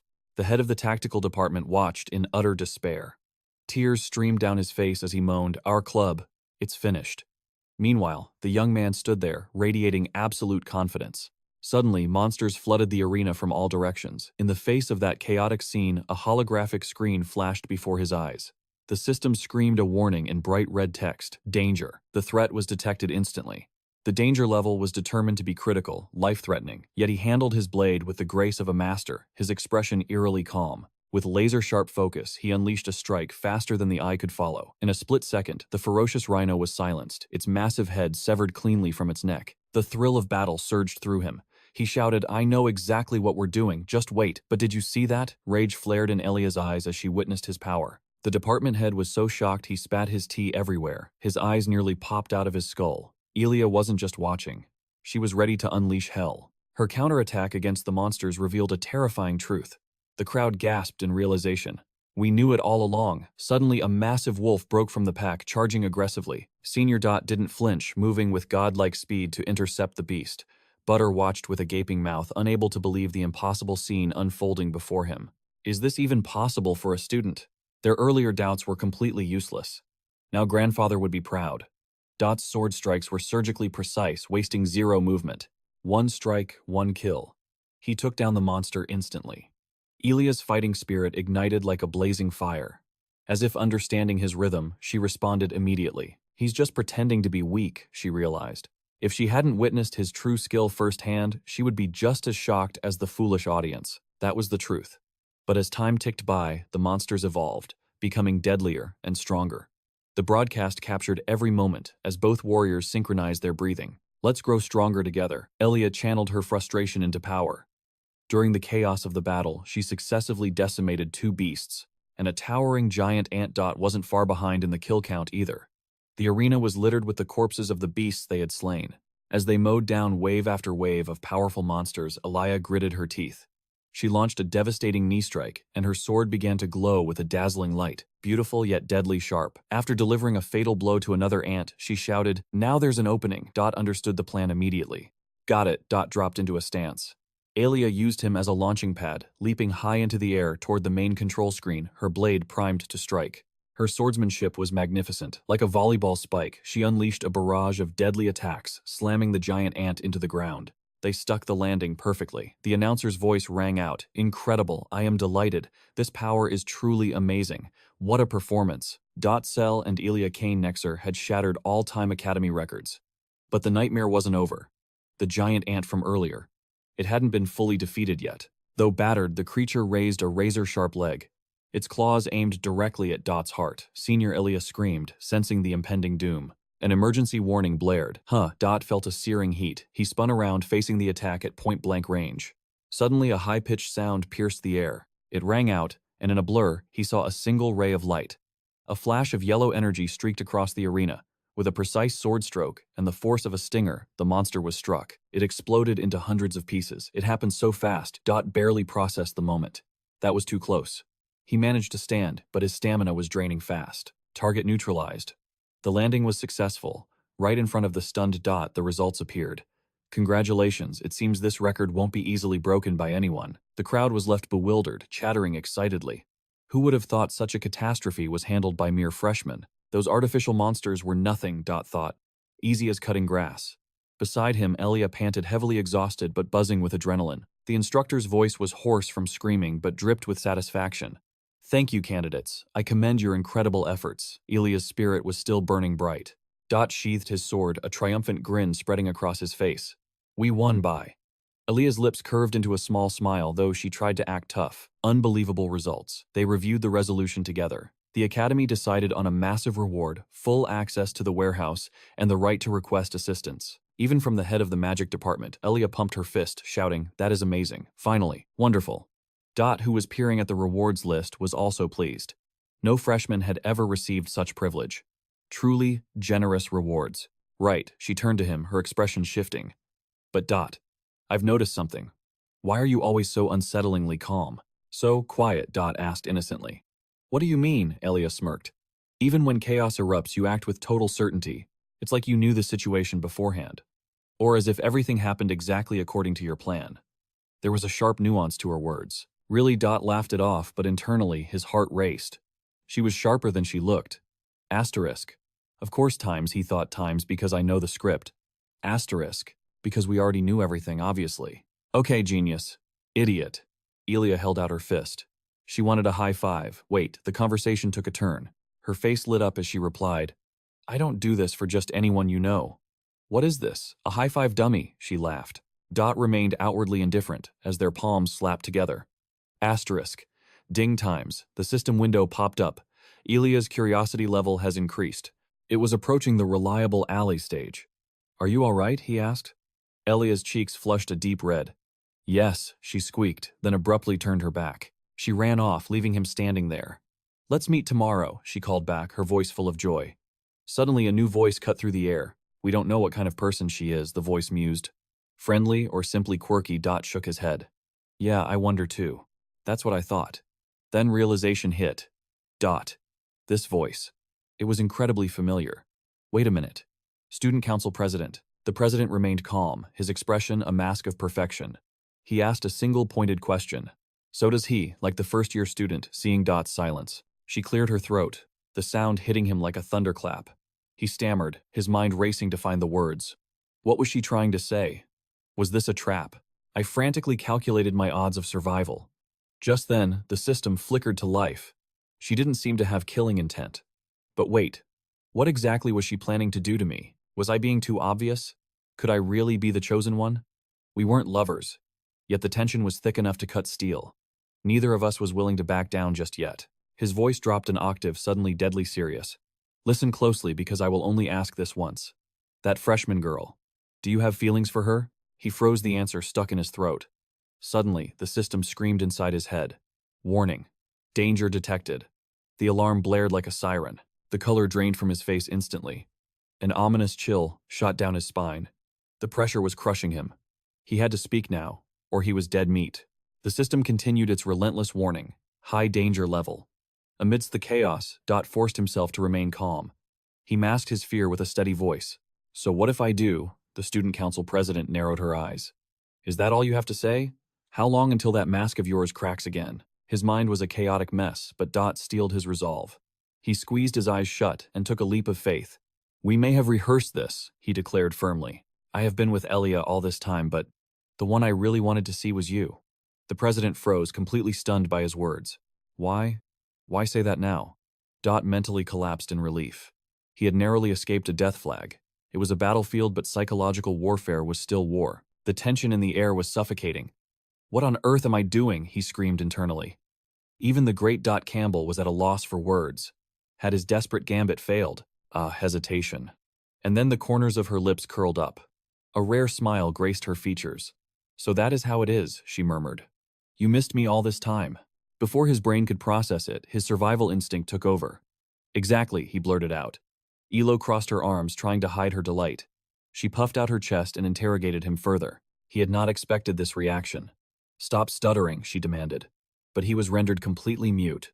Truth be told, he did not know what was happening either. Why was his heart pounding like this? Deep down, a question began to form. What is wrong with me today?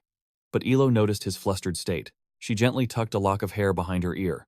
Her cheeks flushed a crimson red as she looked away. It was a legendary sight, the Ice Queen showing shyness.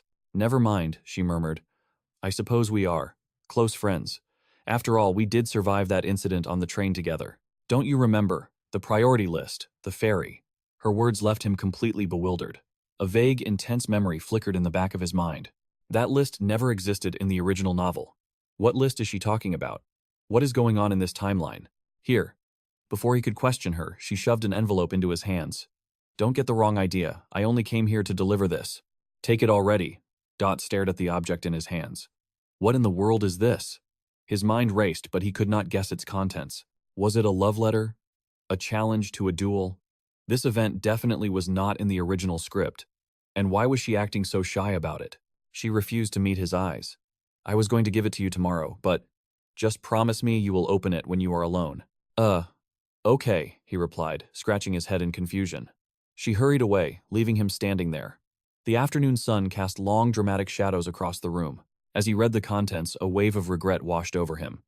I should not have opened this. It was a formal request. To become her teammate. Right, the freshman welcome party is tomorrow. He had completely forgotten. And she wanted him to join her party. Joining her team was not inherently bad. It just meant spending the party with her. But there was a massive problem looming. The system penalties for refusing were severe. Not only would her affection points drop drastically, but she might actually turn into a hostile villainess. Suddenly, a sharp knock echoed from the door. Dot hid the letter and swung the door open. He recognized that energy instantly. It was Elia. I knew it was you, he sighed.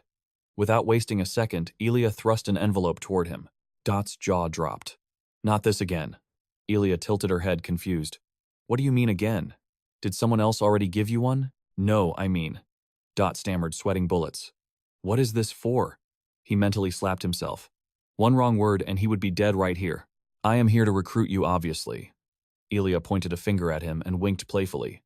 We are destined to be together, aren't we? Since the simulation match ended, I have been so busy. The chairman was furious and the students were calling for a medic, so I just jumped off the balcony to get here. Her eyes sparkled with excitement. Come on, open it already. Dot took the envelope with a trembling hand. It was too late to stop this train wreck. Why do I attract all the crazy ones, he lamented. He stared at the seal. What was inside this one? It was undoubtedly another request to form a party. Or knowing Elia. It could be a challenge to a fight to the death. It is a surprise, she chirped. And his worst fears were confirmed. In his mind's eye, he saw the matchmaking screen. Elo versus Elia. Only one could be the winner. Dot wanted to scream into the void. It was indeed another teammate request form. This scenario was completely absent from the original novel. Why can't I ever have an easy choice? If I choose Elo, I will be branded a villain by the protagonist. But if I choose Elia, Elo will turn hostile and hunt me down. I am going to die because of this stupid priority list. What if I just reject them both? No, the risks were too high. What is the correct answer here? They were just teenagers, but the stakes were life and death. It was a fascinating, terrifying mess. Suddenly, his phone buzzed. A crazy suicidal idea popped into his head. Is it possible to accept both of them? And with that dangerous thought, the freshman welcome party began. The arrival was nothing short of spectacular. The party venue screamed aristocratic splendor, a masterpiece of intellect and design. Above chandeliers blazed like miniature suns, bathing the hall in a shimmering golden haze. A cocktail of expensive perfumes filled the air, but beneath the glamour, it was a battlefield. Class B, move it, someone barked. And where's the final stray from Class C? Get them inside. The main hall was a sea of fresh faces. Welcome new students, forget your studies for tonight. The whispers began to circulate immediately. Is that him, the elite from Class A? All eyes drifted toward a certain young man. A brunette beauty brushed her hair back, her voice cutting through the noise. The instructors have arrived. Everywhere you looked, the welcome party was packed to the brim, a suffocating ocean of eager students. People, and more people. It was absolute chaos. Elia stood amidst the crowd, radiating beauty, but her expression told a different story. She absolutely hated this. She sighed, utterly bored by the suffocating atmosphere. Disappointing, she muttered. This place is just another noisy pigsty. Disinterested, she turned to leave, but the man beside her was beaming like the sun. Thank you for accompanying me, he said with a warm smile. He looked completely transformed, his hair styled to perfection. As the two of them entered the venue, we cut back to a crucial flashback. The shop. He had dropped a massive 1,000 points on a legendary item, the doppelganger. It had the ability to create a perfect physical copy of the user. All his stats and buffs were mirrored. He was betting everything on this firewood to keep the fire burning. He had drained his entire score for this one item. Even if the clone was just a glorified mannequin capable of standing still, it was the only way to make his plan work. Suddenly, the system chimed with a notification. A new quest, the double date event. He had made up his mind. He was going to date both of them simultaneously. The condition, don't get caught until the grand finale. Failure meant a severe penalty. But with this massive crowd as his cover, the impossible plan seemed feasible. However, one slip-up would mean disaster. If anyone saw him and his clone in the same place, the game was over. Immediate exposure. He decided to play the role of the cold, aloof gentleman to keep people away. But just as he settled into character, a deafening sound shattered the atmosphere. A monstrous roar echoed through the grounds. A beast was growling nearby, bearing razor-sharp fangs as its wild eyes scanned for prey. The creature was furious, thrashing against the bars of an iron cage on a transport carriage. Warning, clear the way, the guards shouted. Dangerous cargo coming through. He breathed a sigh of relief, regaining his composure. It was just a captured beast, likely another one of the Academy's twisted experiments being moved. But if that thing escaped, the real party would begin. For now, his mission was survival. He had to juggle Elo on one side, and Elia was dangerously close nearby. Could he pull this off? Suddenly, a status window popped up. The pheromone effect had been activated. He was no longer just an ordinary student. The premium item he purchased kicked in, and his body began to radiate an irresistibly attractive scent.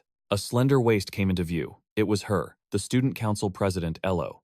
She flinched, her nose twitching as the scent hit her. What is this fragrance? What is it? She tried to rationalize it. Was it cologne? No, that was just an excuse. It wasn't flowers. It was something far more potent. Her sense of smell was sharp, but this aroma was making her dizzy. It was driving her crazy. Dot tried to play dumb, waving it off as nothing. Is the smell too strong? He asked, sweating. The pheromones were relentless. Please stop, she whispered, squeezing her eyes shut to maintain her composure. She was definitely hiding her reaction. Asterisk, ping times. The system confirmed charm effect applied. She was setting goals, fighting a losing battle against her own heart. She used every ounce of willpower to resist him. Lost in thought, Dot heard her sweet voice break the silence. He glanced over, acting shy. Their eyes locked. Why was her heart racing like this? Suddenly the realization hit her. He looked far more masculine than she remembered. Panic set in. Dot was stunned by the intensity of her gaze, screaming internally. He forced a calm smile. "Shall we?" He quickly changed the subject to save the moment. "Why don't we explore the venue?" he suggested. "Take a walk." As they moved, he noticed her drifting closer, her body gravitating toward his like a magnet. He led the way through the sea of new students, anxiety bubbling in his gut. Asterisk, now perhaps. Asterisk, by now, his clone should have successfully met up with Elia. He had to avoid a collision at all costs. Meanwhile, Ella was fighting the pheromone haze, trying desperately to reassure herself. Asterisk, stay alert times, she told herself. Asterisk, calm down. Asterisk. Dot, on the other hand, was praying to every god that they wouldn't run into his double. Asterisk. Please let this go smoothly, times he thought. Asterisk. If we just keep moving. Maybe, just maybe, I can pull this off. Asterisk. As long as the clone kept Elia occupied, he was safe. Hey, he pointed, why don't we stop by that snack counter, grab a bite? Her cheeks flushed a soft pink as she nodded. Okay. They approached the barbecue station where skewers of golden brown meat sizzled over the fire. He picked one up. How about this wild boar skewers? Deep down, he was testing her. He was certain this was the wrong choice. It was the worst possible option for the elegant Elo. Surely she was on a strict diet, but to his shock, the response was immediate. Elo ducked her head shyly, completely defying his calculations. How did you know I loved wild boar? She whispered. Is this fate? Her confession hit him like a truck. He stammered, yes, of course. But inside, he was as shocked as if he'd discovered a new continent. Asterisk. Oh my God, she actually likes it times. He watched her delicately hold the skewer. Worried but relieved, he turned to ask her another question, but his train of thought derailed. She was already eating with gusto. He didn't know how to react, so he just awkwardly glanced away. He needed a distraction. He had to keep Elo happy while maintaining a safe distance from the rest of the party. He had to be sure. He had to ensure Elia wasn't anywhere near them. Suddenly, Elo walked toward a display. Oh, she exclaimed, eyes lighting up. Look what they're selling. It was an accessory stand for the new students. Do you see anything you like? Dot asked. The trinkets were small and glittering, exactly the kind of thing girls loved. Let me buy one for you, he offered smoothly. A classic gentleman move. But inside, his thoughts were screaming in panic. Conversely, I found myself fretting over E's gift. There was no mistake. I needed to crush the mood. Her affection points had to drop and fast. That was the strategy. A plain yellow button. Absolute trash tier. Yet the ELO rating system flared to life. This button actually looks quite nice. Wait, seriously, what was going through his head? I intended to hand over the worst garbage imaginable, but ELO's reaction betrayed my expectations completely. The hope in her eyes was blinding. She blushed, kicking her feet in delight. Actually, I needed a button to replace the missing one on my cuff.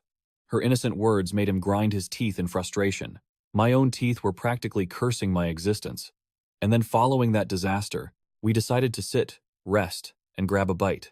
A little drink to ease the tension. Oh, right. That reminds me of something I was wondering. Have you decided on your major yet? Do and Elo selected a table in a discreet private corner. Several exquisite dishes were already spread before them. Truly delicious. In response to her earlier inquiry, he replied calmly, I intend to pursue theology.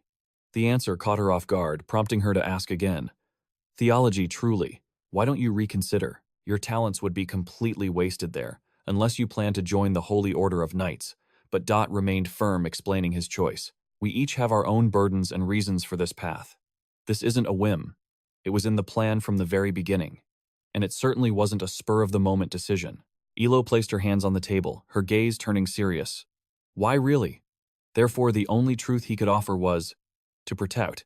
We simply need to protect what is precious to us. There are essential truths I must learn within those walls. Her curiosity only grew. He continued. You ask what it is I wish to protect. What? Looking deep into her eyes, he knew the answer was simply, there is only one priority, avoiding my own destruction. Or rather, her downfall. Sacred skills are the absolute key. The key to my very survival. This general knowledge is crucial to achieving the desired ending. And of course I see you're worried I might dodge the question. So, here's the answer. From a young age, we have carried a burden. What we must protect against is the event. Something tied to the shadows of secret societies, a calamity that it will inevitably occur in the future. Name redacted. That entity is particularly weak against sacred attributes. Divine technique is its undoing. She frowned slightly, piercing together the clues. This story, is it related to why you keep your distance? Does this concern us directly? It wasn't likely to be a heated topic yet. The only response was a mumbled affirmation. That story is in the past. Let's speak frankly now. We know this reality very well because the curse of the Chison family line. A word curse that infects every member of the bloodline. The tribe went mad. Or so the rumors say. But not entirely. The only method to halt the madness is through mental forging. How do you train the mind to resist? Do you know the way? Can such a curse ever truly be broken? Unexpectedly. Yours, she replied softly. A blessing. The grace of the angel. A miracle where two great beings align. When an angel bestows a blessing upon a mortal soul, at least that is what the legends claim. Great. Io maintained a piercing seriousness in her gaze. He said, exactly.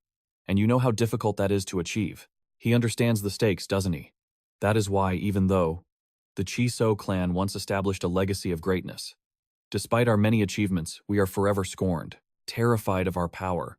So why keep him nearby? Is that simply our nature? Why is there always a blade in the dark? Both of us. We barely arrived in time. The roof. What is your true intention? That question could not be dodged. Stopping the evasion, he looked her dead in the eye and affirmed. He said, what I want to protect is, you miss. She doesn't seem to grasp what I am to her. And yet, you want to protect me. He replied, if I don't protect her, I will face death. That is the cold truth. I have no other excuse. Not anymore. At this moment, she calmly and gently straightened her posture. A lock of hair fell back as she responded. I already knew that. This was the dynamic from the very beginning, but he really is. What a strange fellow you are. He sighed, as if this were just another Tuesday. I've been told that many times already. He felt a weight lift the moment he confessed. I'll be completely frank with you. I told you the whole truth, without any confusion. Hopefully this is enough to satisfy her endless curiosity. The scene shifts to a grim location. It appears to be a tunnel, or perhaps a prison. The woman is lost in thought. He's a strange guy indeed. It turned out to be Elia and Dot's clone in the shadows, surrounding them right now. They were ferocious, snarling monsters, equally terrifying and grotesque. Elia walked ahead in silence. I wondered, is he angry with me? Why are you silent? So quiet. Chodu Kwang spoke up once again. His mind was full of questions. Wait, we're here. When was this basement even built? She turned around. Looking at him, she thought to herself, I need to get closer to him to uncover the truth about his family, the Chiso Tuan clan. I really don't know. What should we do with people like him? He said, or more accurately, he didn't know. What's the point of playing games with men? It's driving me absolutely crazy. Meanwhile, this clone, focused entirely on observing the surroundings. What the hell is this place? All of them. They are all living, breathing monsters. Elia just walked on. She just spoke casually. It seems they are used for academy experiments. The professor's here. This is completely irresponsible. How did they even acquire them? You can't just leave these things in the basement. Is this really okay? A monster lurked nearby. He growled furiously, attracting their attention. This surprised her, causing her to whip around. Huh. Elia observed the beast and then felt a sigh escaping her lips. Even the high-tier monsters are down here. Out of curiosity, I approached the holding cage. Inside was a ferocious monstrosity. She murmured strangely. Wait a minute. They aren't even injured. The chain. Suddenly the sensor triggered. The cage lock clicked ominously. The monster snarled, its ferocity spiking. Elia. Startled, he snapped his eyes open, scanning in surprise. I couldn't react in time. 1 second.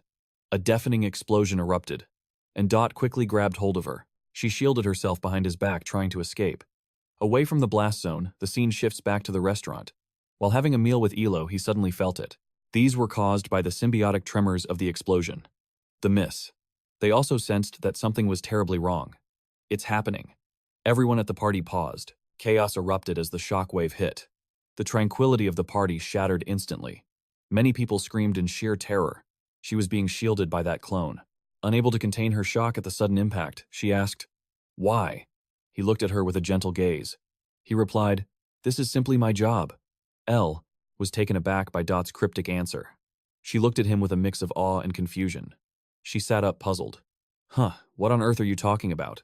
So boom, that explosion just tore the dungeon apart. Flames roared like a beast, shattering the seals. The cage was broken and the nightmares within were unleashed. Now they stalked toward the survivors, fangs dripping with hunger. He sprang into action, a feral growl escaping his throat as he prepared to intercept. Look alive! Debris from the shattered cages littered the ground, perfect improvised weapons. He grabbed an iron bar. He glanced at her. Her eyes weren't filled with fear, but with steel-hard resolve. Thanks for shielding us, she breathed. Now, let me return the favor, brother. Asterisk, ding times, the system suddenly interrupted. A blue window flashed. Main quest, suppress the outbreak. If the monster escapes, game over. But there was a catch if the casualty count rose too high. He would face a penalty worse than death. But the reward, legendary grade, exclusive gear. He had to listen closely to the prompt. System alert emergency deployment required. We can't do this alone, he realized. They needed backup. He turned to the student council president with desperation. We need a high priest right now. The formidable woman looked puzzled, but Dot's expression left no room for argument. It was a plea for survival. Prioritize the trainees, save the weak first, he gasped, his lungs burning with exhaustion. Suddenly the blue window flickered again with an update. Clone recall complete. With his full power restored, Dot sprinted toward the girl. Elia. The monsters are they handled. Only a single target remained. Is that the last of them? Elia crouched low, gripping her weapon tight. She looked up, her voice trembling slightly. You're finally awake. Thank the heavens. As she spoke, the system pinged. Affection meter rising. Her trust in him was skyrocketing.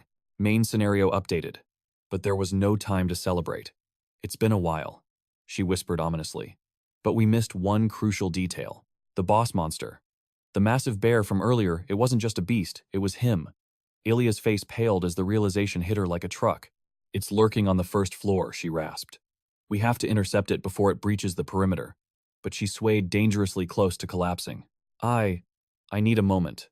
Seeing her condition, panic gripped him. Elia, are you all right? His mind raced, torn between duty and concern.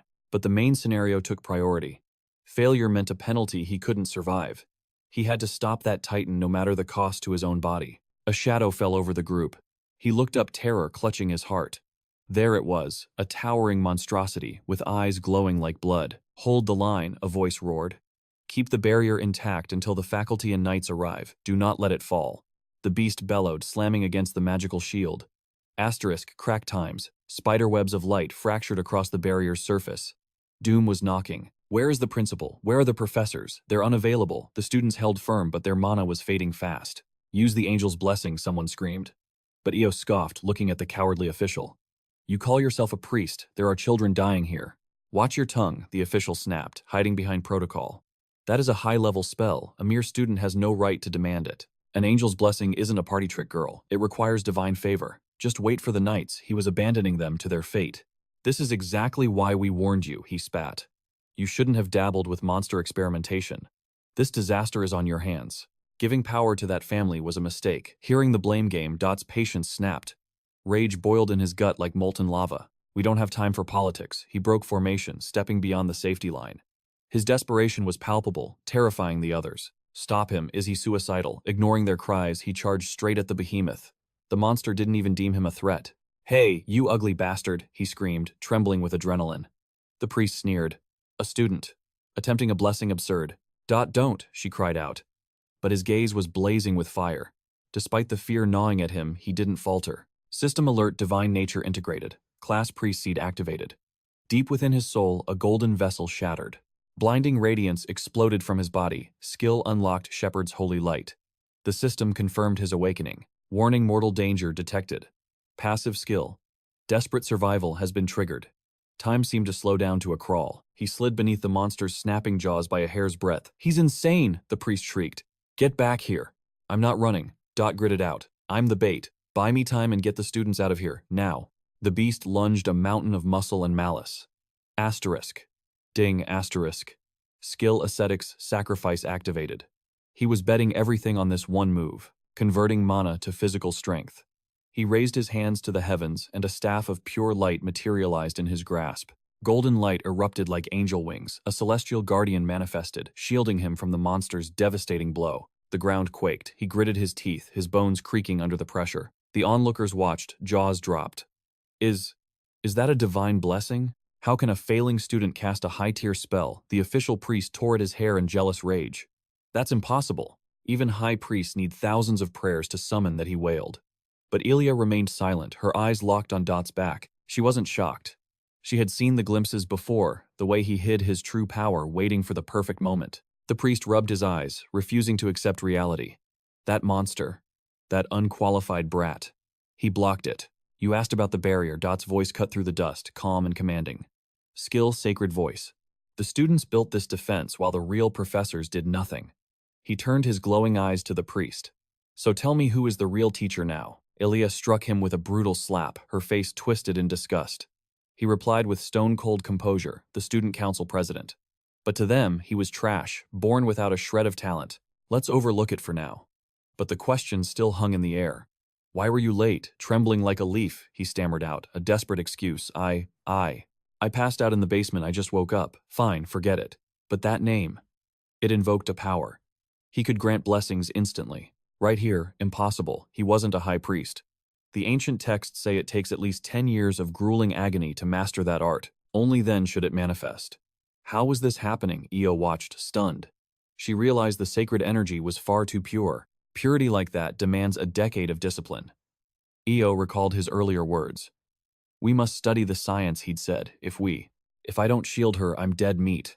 What other choice was there? She drifted into deep contemplation, her gaze losing focus. Elia looked on, a spark of admiration in her eyes. She evaluated him. Even if it was stockpiled divine power, there had to be a limit. Yet he controlled it with terrifying precision. Her eyes bored into him, silent questions screaming for answers. Her chest heaved with exertion. Elia closed her eyes, trying to rationalize the impossible. He did it all alone. It was the family poison, the emotional shackles. Otherwise, why would he go this far? There was no other logic to his actions. I suspected it, but certainty eluded me until now. That gut feeling was right. She sat, curled in the darkness, hugging her knees, her eyes. He stared into the void with chilling indifference. A blinding light erupted from that very spot. Look closely. In that instant, she raised it high. Her blade pointed toward the chaos, her mind fixated on him. He was truly an anomaly. Meanwhile, the enemy's assault grew more ferocious, too strong. Facing it head-on was suicide. Elia gasped in pure shock. President. The crowd watched, their eyes wide with disbelief. Shock turned to resolve in her trembling gaze. She wouldn't back down. After a split second of hesitation, she drove her sharp blade forward, straight at the beast. Aim for the nape of the neck. The strike landed true. Agony surged through the monster, forcing a deafening roar from its throat. The impact slammed the beast into the earth. He watched, shouting a warning, but the creature screamed, its aura exploding with berserk rage. It scrambled up and lunged at her with lightning speed. She parried decisively, but the sheer force radiating from it was suffocating. Overwhelmed, he froze. That footwork. It was the authentic shadow step technique. She didn't let up, unleashing a flurry of rapid stabs. The curse locked onto him. Radiant energy surged from the source, a beam of destruction aimed directly at the target's core. Io's face remained a mask of ice. The barrier flickered under the assault. They couldn't counter. They could only grit their teeth and endure the onslaught. Stance too wide. Your flank is open.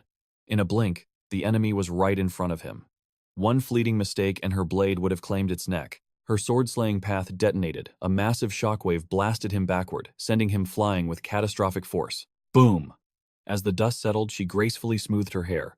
But he was already chanting, Father Montana, a spell that triggered an earth-shattering explosion. He gazed calmly at the stunned MC. Such power. I have to marvel at it. It was on a completely different dimension compared to the cheap imitation I used. Wait, is this right? In the original storyline, Io never got involved in these events. Asterisk. Ding times. The system acknowledged the task. Main objective. Slay monster. Casualties, 0. This generation wasn't supposed to achieve anything this legendary. Another notification. Wait for the knight's arrival. 30 seconds. His eyes darted to the right, a silent calculation forming in his mind. It was just a theory, but all the professors supporting live monster experiments were backed by the Christon family.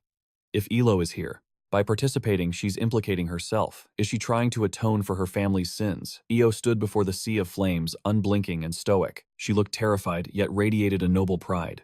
But Elo never cared for politics before. So why step in now? Why help us? I don't get it.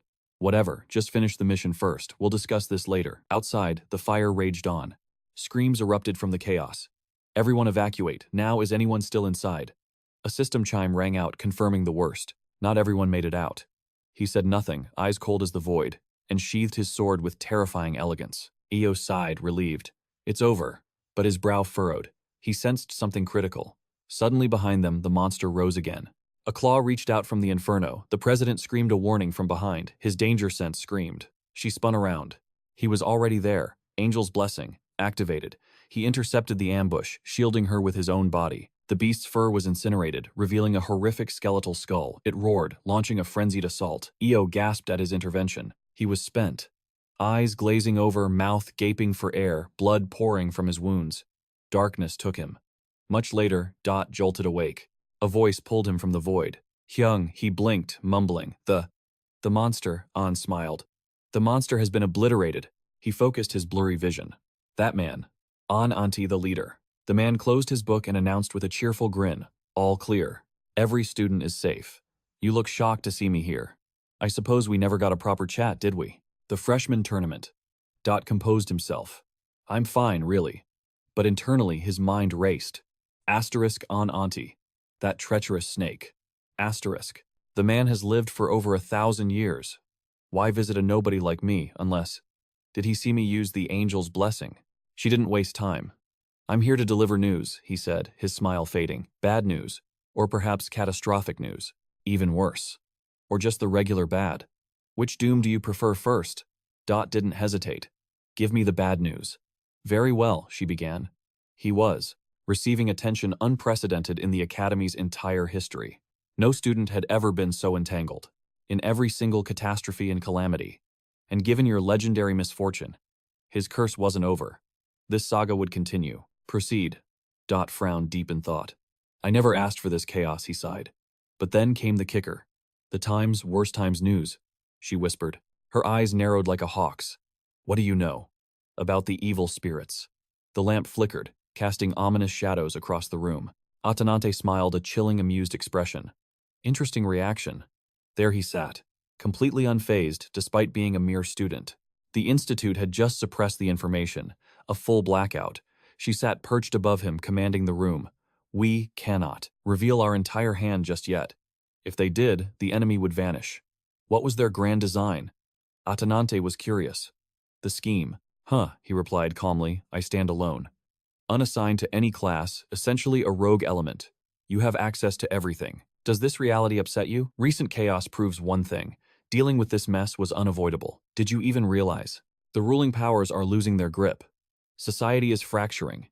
And in these desperate dark times, they will resort to any means to recruit talent, even if it means dragging them from the deepest dungeons. Dot averted his gaze uncomfortable. The battalion coup, the restructuring of the Holy Empire, the bloody war for succession. Do you think them coincidental? No. There is a single root cause. She glanced at him, muttering, Observe. See this. He nodded. The golden triangle seems stable. A facade of peace painted over a rotting foundation. Deep within a fierce war for human resources rages. Monsters are emerging. Yet most students remain blissfully ignorant. Ignorant of the shockwave spreading across the continent, impacting El Fonte, the tribal council, and shaking the very pillars of the Holy Empire. A shadow force is plotting rebellion, preparing for total war. Since you were at the center of these events, he was definitely under their microscope. Yet, they still lacked one thing, the next move. Why? Because someone is manipulating the flow of information. She fell silent simply, folding her arms with a satisfied smirk. She was a master of politics. He frowned, voice dropping. So is there a threat? If we remain passive, it's fatal. Atenante's eyes gleamed. Yes, the world will be destroyed. Those words again. Panic seized him instantly. His mind conjured the nightmare hellfire engulfing the continent, humanity reduced to ash, a true apocalypse in raging flames. Is that terrible enough? She slid a stamped document across the table. Pointing to the sigil, she asked, Recognize this seal. Her voice turned cold. This is why I asked about the demons. Dot froze, horror washing over him. The mark of the false purification. She gauged his shock. So you times do times know it, the false purification. A devil-worshipping cult operating in the shadows. Their sole objective, summon high-ranking demons, obliterate the world, the failed assassination, and the monster breakout. They're doing. Both targeting the Chisato family line. And there is absolutely no guarantee there won't be a third strike. Silence hung heavy. Why? He rasped. Why tell times me times? She summoned. A black card spiderwebbed with glowing cracks. I cannot explain the logic, she replied. I need you to times it. This. He took the card, his eyes widened. An interspace key. An item of catastrophic potential. A tool to shatter the balance and tear open gateways to other worlds. Seeing his pale face, Atenante understood immediately. I see you recognize its value. Keep it. Guard it with your life. Show me your worth. If you please me. Another gift awaits. Asterisk, boom times. A blast echoed from above. The intense atmosphere vanished, returning to a quiet room. Atenante poured tea calmly. This conversation never happened. Understood. Top secret, he agreed instantly. Then she pivoted. And how are things? With the hero and the saintess candidate. How is the progress? Soul left his body. His heart screamed. Asterisk. Why ask that now, times? We are maintaining. Good. She sipped her tea, a meaningful smile playing on her lips. I hope things continue, times as they are. Why was she so obsessed? He pushed back. Is it truly an obligation to stay close to them? Her smile didn't waver. Yes. Otherwise, the world will be destroyed. He clutched his head, shouting before she could finish. The visions of fire returned. Groaned internally. Asterisk. Why is this world made of glass? Is destruction so cheap? Asterisk. That is your burden to bear, Atenante laughed. I am deadly serious. Asterisk. And besides, the grand plan. Asterisk. Asterisk. Relies entirely on that trio. Asterisk. The scene shifted instantly. Back at the academy outskirts, a voice called out. A heavy sigh escaped him. Clutching the interspace key, stood there. A man holding a catalyst that could end the world. The hallway felt suffocatingly gloomy. I tried to push the thought away, but my mind was racing. I still can't believe she actually handed this over to me, an item a mere player should never possess. There is definitely a glitch in the script. Suddenly, a voice sliced through the silence. You're here. I jumped to my feet in sheer panic. That voice belonged to Professor Digger. The Chief Knight Conat laughed heartily as he approached. I've been looking for you, Camillo. I frantically shoved the key behind my back. He asked calmly, even though I was acting suspicious. The instructor has been searching for you. My heart stopped. Star. He replied instantly. Regardless of your class, we can't let this slide. Since you enjoy skipping school, you've earned a reward. He grinned. A special temporary training session. Starting tomorrow, you join a new group. I froze. The names on the list were absolute nightmares. The Academy's top ranker, Elo Schister, and the fierce Elia. Just imagining those two villainesses made me break out in a cold sweat. I screamed internally. My doomsday has officially arrived. Meanwhile, outside the academy, golden sunlight bathed the walls in peace. Inside, however, the drone of a lecture filled the air. The sword is an extension of the soul. That is the fundamental principle. But what happens when external factors interfere? What if there are obstacles? Suddenly, a sharp voice cut him off. Professor, I have an objection. All eyes turned to the speaker. The room went silent. Speak, young lady. Her tone was dripping with arrogance. I believe you are obsessing over useless theory. Is this actually practical? I doubt any of this textbook knowledge will save our lives in the blood and mud of real combat. The professor spun around, flabbergasted. Excuse me. Sitting among the sea of students, her presence was overwhelming. She scoffed. On the battlefield, even a master knight can be instantly killed by a single long-range snipe. Her words stunned the room. That is, theoretically possible. Elo pressed on relentless. Unless one masters archery or throwing techniques to cover their weakness. Pure swordsmanship is obsolete without ranged support. Is that so? Elia opened one eye, glancing sideways with a bored expression. I think the professor is right. As long as a swordsman uses the terrain, arrows are useless. But tell me if the enemy closes the distance. Will you fight with your bare hands? If there is no cover, how will you survive the gap in your defense? That is exactly why we study close combat. You clearly don't understand the gap between fantasy and reality. Understood. If you hate this lecture so much, just leave. Otherwise, shut your mouth. I sat frozen between them, utterly trapped. Sandwiched in the middle, I sat in terrified silence. It was a war without bullets, but the killing intent between these two women was suffocating. Elo raised an elegant eyebrow. Did you just tell me to leave? Sparks flew as their gazes clashed violently. Her voice turned icy. As student council president, it is my duty to ensure the quality of our education isn't garbage. She refused to back down. Elia gritted her teeth, hissing like a viper. Then why do you keep interrupting the lesson with your nonsense? Why do you keep butting in? The tension was explosive. The poor professor, sensing a disaster, spoke weakly. Shall we end class early? Absolutely not. Elo frowned with disdain. Don't tell me you actually believe this trash theory works. It works in real combat, Elia snapped back, irritated. It's better than your whining. I truly believe in his teachings. Unbelievable. A warrior candidate who can't tell the difference between advice and insults. The air crackled with hostility. The professor cleared his throat nervously. Can we continue? Elia clenched her fist in a victory pose. See, we agree. I won this round. Even the professor is on my side. Elo sighed, brushing her hair back. How childish. It's just one trivial loss. The professor, seeing a chance to survive quickly, reorganized the chaotic class. Fine, I will demonstrate myself. As the lesson resumed, I, Ryan, turned to observe the two disasters beside me. I pulled up the system window while muttering. They're always at each other's throats. Thanks to them, the entire class was glaring at me. Their eyes were filled with jealousy and pity. I was the meat in a sandwich between a warrior candidate and a noble heir. Focus, Ryan. I looked at the hologram. Character Elo Schister. Trust level low. Curiosity 5. Favorability 1. Rewards available. I smirked. Excellent.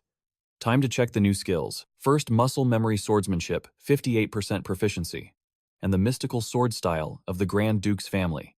This skill amplifies the effect of any weapon, a legendary passive. And the second one, Breath of the Roaring Dragon, a breathing technique that maximizes endurance and stamina. The compatibility with my build is insane. I rubbed my chin thoughtfully. These skills are a perfect match. They synergize with my base physical strength perfectly. This is the ultimate combo. The only person who mastered this was Elo herself. That's why she's the final boss. The screen flickered, shifting to the next target. Character, Elia Kane. Curiosity 5. Interest 1. Reward unlocked. Suddenly, the system issued a new rule for the game. The law of evil had awakened. It was time to wield his influence. His dark power was now tethered to the righteous souls around him. The targets were clear. This path required a specific sacrifice. He had to accept the quest. The old saying goes, keep your friends close, but your enemies. You keep them right under your nose. High affinity with honest individuals was the key.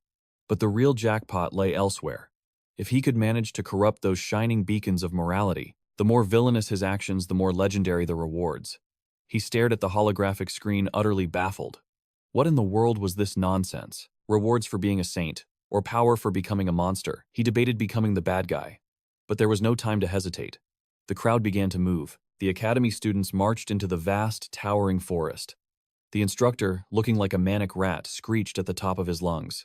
Welcome, you little hatchlings. This is Survival Tactics 101. We are here to drill survival instincts into your skulls, unless of course you prefer dying in a dungeon or rotting in a wasteland. If you want an advantage in this cruel world, learn to survive now. The daily mission was deceptively simple. Go into the woods. Bring back something that will please us instructors. You have exactly 10 minutes. Panic set in. The students' scrambled minds racing with confusion and zero direction. Why rely on scoring? The instructor smirked calmly. Because I like it, he declared. And remember, judgment belongs to us. Me and the student council president. The seniors will be grading you, so try not to embarrass yourselves. Good luck. Hearing this, the MC remained silent, letting out only a soft, cynical grunt. This criteria is too vague, Professor, someone whined. But time was ticking. The instructor let out a wicked cackle as the children screamed in panic. Life is an experience, brats. Begin, little chicks. 5 minutes left. While the rest of the herd frantically huddled together to form temporary alliances, our protagonist sat alone on a rock staring at his system window. He needed to stop overthinking. Keep friends close, and enemies closer. He had to exploit that rule.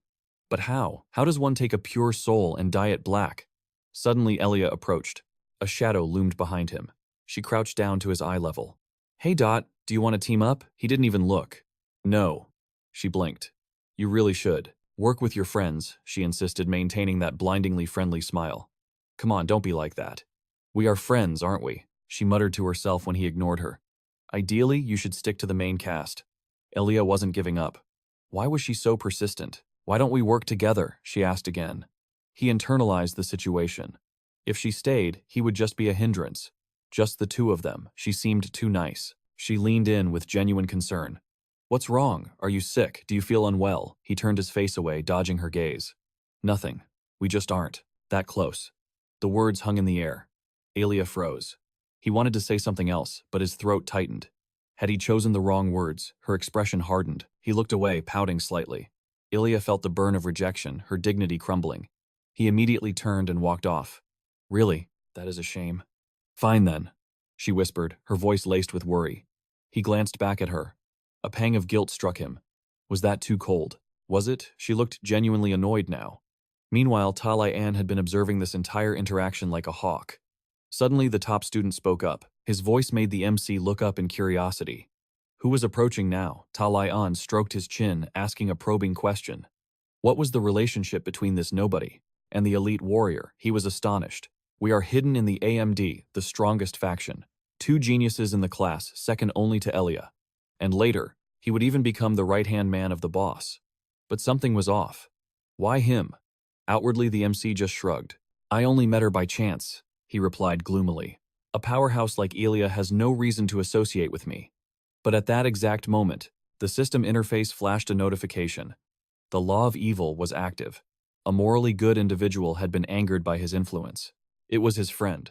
Talayan grabbed his collar threateningly. Rumors were swirling about his exam results. Everyone was suspicious of that duel. Why do you keep trying to get close to her? Talayan demanded. The MC realized something and checked the status. It seems he had triggered a hidden condition. Alter a personality by inducing rage. He gritted his teeth and hissed back. Tell me the truth. Get lost. That match was just a staged act, wasn't it? No, the MC didn't care about the accusations. He could feel the hatred radiating from him. He told himself, later, this guy will probably become a mid-tier boss. I can exploit him to activate the system. The law of evil was ready to be utilized. Talai An yelled, You can't hide it forever. Be honest with me. The MC remained calm, offering no objection. Instead, he leaned in closer, invading his personal space to whisper. That match wasn't fake, but perhaps you desperately want it to be. Watching your goal get crushed with a single blow. Could you feel it? The massive gap between us Elia watched. It seemed they had drifted apart a moment ago, but here she was, silently observing the confrontation. She had been watching from the start. Ta Lai An stood frozen. The target had been psychologically dismantled with one sentence. He could sense the insurmountable distance. What about us? Hearing those provocative words, fury contorted his face. He bit his lip until it nearly bled. So, why don't we settle this? Let's make a bet. Who will get a higher score on this exercise? This one. The teacher watched. Although it looked like bullying on the surface, everything was proceeding according to plan. The tension was burning hot. Perfect. Meanwhile, another student called out to the supervisor. Hey, student council president. The teacher asked me to help with grading the students, but I don't see myself doing it. This feels a bit arbitrary. She immediately shot back. Be serious from the start. The assistant disagreed, asking sternly again. Really? Then explain this. Why did he get the maximum score before he even submitted his post? She didn't even bother to look up because he deserves it. When the assistant heard that, he was utterly shocked. What did you just say? She closed her eyes. Then opening one eye, she said, It seems the teacher doesn't understand. I am far from satisfied with this assessment. The man known as the Rat roared in indignation. How dare you? Have you no shame? Try living a single day in my miserable reality. Use your head for once, she snapped back, her patience wearing thin. If it mattered, the instructor would have intervened by now. Stop whining and handle it yourself if you want it done right. Why does he deserve a perfect score? Disgusted, I turned my heel to storm off. I am leaving. But before I could escape this farce, a hand clamped onto her shoulder. Hold it. I know your game. He accused her of chasing clout despite the warnings. His words struck a nerve, but her pride refused to let it show. Don't be ridiculous, she scoffed. The top candidate stood isolated near the tower. Sensing the tension, Elia mumbled a quick excuse to flee the scene. Sparks were flying, and not the romantic kind. I need to intervene before blood is spilled. But the stubborn fool refused to yield, firing back a sharp retort. Participation is a privilege, not a right. We could expel her this instant. He turned with a sneer. What say you? Shall we take this elsewhere, Chi-sa? Anxiety gnawed at my gut. She stood there, silently, analyzing the battlefield of emotions. Something was wrong with Elia today. Her aura felt heavy. Suddenly, chaos erupted. With a roar, he smashed his fist into the beast's skull. Simultaneously, he delivered a devastating back kick to a sneak attacker. Luca was a whirlwind of destruction. He hoisted his massive battle axe onto his shoulder. Is that the best you lot have got? Why were elite monsters gathering here? There had to be a treasure nearby, drawing them in. Something special, you ask? A scarred blonde man smirked, looking like a rough stick of incense. Sharp instincts. We are sitting on a gold mine. This zone was rich with rare magical minerals. A student adjusting his monocle chimed in. If we harvest these mana stones. His eyes gleamed with greed. We can kiss our failing grades goodbye. The mob mentality took over instantly. Forget the beasts, grab the loot, Brother Liu, give me a hand with this haul. But amidst the greed, a sudden shout pierced the air. A swirling sphere of pitch-black energy manifested. It hovered ominously right over someone's heart. It was clinging to Elia even as she stood there, effortlessly slaughtering monsters. Chisa froze terror, gripping her heart. Beneath that calm exterior lay a storm. It was the color of pure darkness fueled by volatile emotions. My spirit eyes see all truths. On the surface, she was composed. But inside, she was a raging inferno. I had to intervene. I approached her as she perched atop a slain beast's corpse. Elia, how is life treating you? The darkness flickered for a second. Then she turned and plastered on a blindingly fake smile. Mio, just the usual, she chirped too loudly. Nothing special at all. Chisa wasn't buying it for a second. Listen, if something is eating away at you, I am here to help you know. Elia insisted she was fine. But that black miasma swirling around her heart, it was screaming the truth loud and clear. What could possibly be wrong? Her denial only deepened the dread. She was trying to shield herself like an umbrella in a hurricane. But the emotional damage was already done. Logic had left the building. Chisa decided to drop the act. Stop lying to me. I know something is wrong. Is it about him? The mask finally cracked. Elia slumped against the base of a giant tree, letting out a long, heavy sigh. You got me, she whispered, her voice trembling with exhaustion. Is it that obvious? She murmured. I guess I can't fool you, Chi. Chisa sat quietly, giving her space. Finally, the dam broke and the truth poured out. It was about him. He keeps pushing me away, she confessed. He builds walls between us and everyone else. All I ever wanted was to stand by his side. Her frustration leaked into her voice. After everything we survived together, after all the battles, why does he think he needs to draw this line? He acts like we are from two different worlds. Chisa probed gently. Do you think he hates you? What is his true motive? Elia shook her head violently. No, that's not it at all. Then what? It's because of who he is, and who I am. He is from a fallen baron's house, a nobody. But he's a top prospect now under constant scrutiny. He thinks if he is seen with me, the rumors would destroy my reputation. Realization dawned on Chisa. He is protecting you, by hurting you. That idiot thinks he is being noble. He is terrified of dragging me down into his mess. Elia forced a pained smile. So he runs away to keep me safe. He is waiting until he is strong enough to stand equal to you. Chisa nodded. It proves one thing, Elia. You are more important to him than you realize. While Elia pondered those words, the scene shifted. Deep in the forest, a desperate chase was underway. A figure darted through the trees, hunted by a predator. Legs pumping, lungs burning. He scanned the terrain while sprinting for his life. Asterisk. Ding. Times. The system bombarded his vision with red alerts. Lai's wrath is increasing. Stealth skill, critical limit. You have triggered a beast's pride. A spear tore through the air with a sonic boom, aiming straight for his head. The system mercilessly chimed again. Permanent aggro locked. You have triggered the villain route. There was no turning back now. Survive the villain and claim your reward. Lai emerged from the brush spear in hand, walking with the terrifying calmness of a reaper. You little rat. I am going to enjoy this. Die. I'll turn you into a human shish kebab. Whoosh Lai Yin's spear ignited with scorching flames as he thrust forward.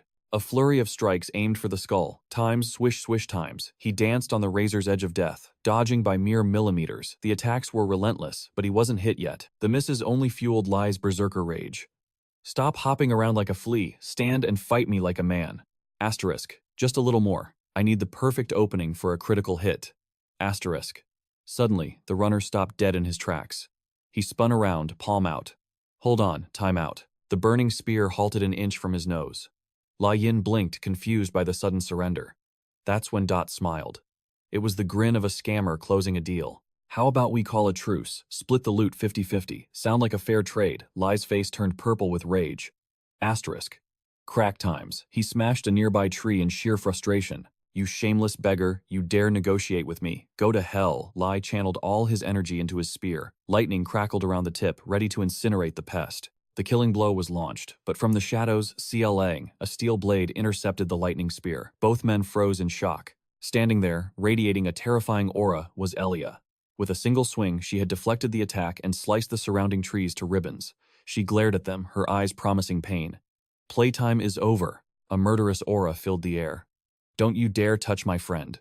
Elia's voice was a low warning growl as she stepped forward. Talai froze his eyes, widening in sheer terror. He recognized that stance instantly. Wait, his heart pounded. Is she a warrior candidate? He stammered, trying to hide his fear. It, it's been a long time, hasn't it? This was their first reunion since the incident with the escaped monster, but Elia didn't waste words on pleasantries. In a flash, she lunged times, shing times, cold steel pressed against Talai's throat. One wrong move, she whispered, and you lose your head. Dot, watching from the side, was stunned. When did she get so fast? It was like a shadow had materialized out of nowhere. With the blade kissing his skin, Talai broke out in a cold sweat. He was furious at the humiliation, but he forced a trembling smile. You're as kind as ever. Elia pressed the blade closer. What were you doing just now? Talai's voice cracked. We were just trying to squeeze in, don't misunderstand. He was bothering you, wasn't he? Elia turned to Dot, her eyes softening only slightly. Dot tried to speak, but Elia wasn't listening. She turned back to the bully. Asterisk thud times. With a swift kick, she swept Talai's legs, sending him crashing to the hard ground in agony. Her expression was dark. I don't want to hear your pathetic excuses. Talai scrambled backward, panic taking over. I know. Okay, I get it, he cried out. But why do you keep protecting him? Someone as talented as you shouldn't care about a nobody like him. You don't need to worry about who I choose as friends. Behind them, Dot tried to intervene. Hey, Elia, calm down. He's all ready. Silence, Elia snapped. I despise people who use their status to trample on others. Her anger flared, reminding everyone why she was feared. Someone in the crowd shouted, but he's lying. He's just trying to teach us a lesson. Is that so? Elia glared at the crowd, her presence overwhelming. You call bullying a lesson? She looked back down at Talai. Do you want more? Do you want to be knocked out cold like last time? Talai's face went pale. The memory of that beating flashed through his mind. He remembered being punched so hard he flew through a wall. Asterisk. That was her true power. Asterisk. If she hits me again, he thought I might actually die. He immediately dropped to his knees, abandoning all pride. He bowed his head to the dirt. I apologize. I won't come near you without permission. Please just let me go, Elia huffed, sheathing her sword. She walked past him, treating the trembling man like he was invisible. The crowd whispered in awe. That's a warrior candidate for you. Her teaching methods are brutal, but effective. Dot watched conflicted. Are we still considered friends after? This Dot wondered. Well, at least for now, she's on my side. He shook his head.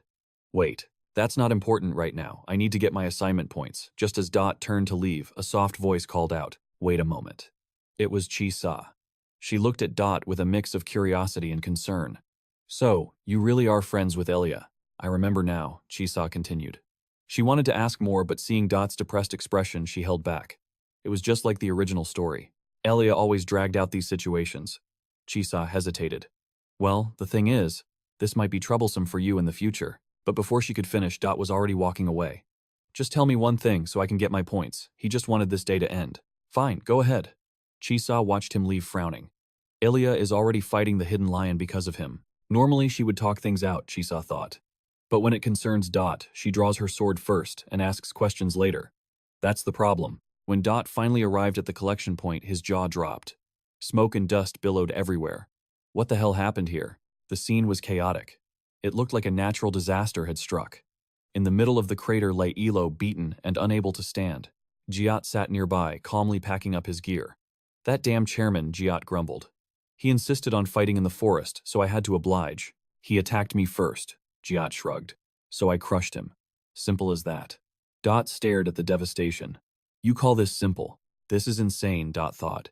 However, he had to admit Giat's strength was commendable. Hey, are you trying to fake your death or something? I'm hoping the academy just punishes her and leaves me alone.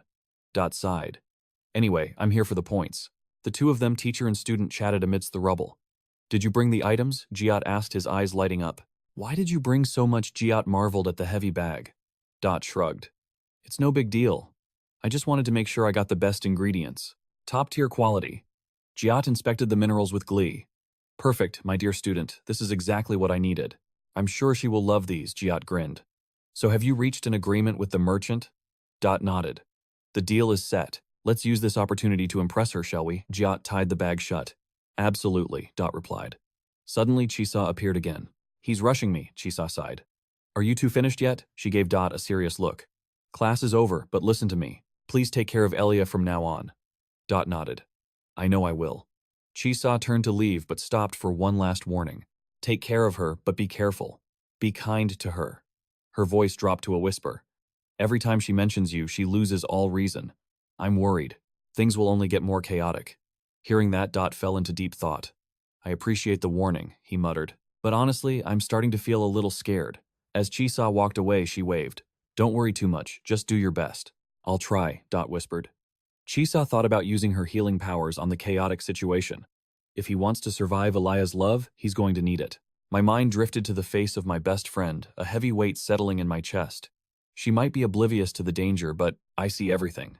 One wrong move and she breaks. It's possible we've already exceeded the limit.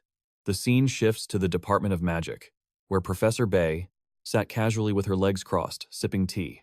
Back so soon, she asked, raising an eyebrow. Do you want to use your wish already? Yes, I replied, my voice steady. I need something from the goddess of magic herself. She sighed. You really can't wait any longer. Meanwhile, the others waited on pins and needles. They weren't the only ones working to complete this request. Everyone was anxious. I thought to myself, times what happens if I don't use this wish now. Times I glanced at them, my mind racing like a supercomputer. I began to calculate the odds. The purifier is coming, and to survive the upcoming battle, we must be ready. Anything is possible, but we need power. I received orders from the university to assist you, she said. I'll do the most I can as long as you don't use it for evil. We'll do it, buddy. So what do you want? She asked.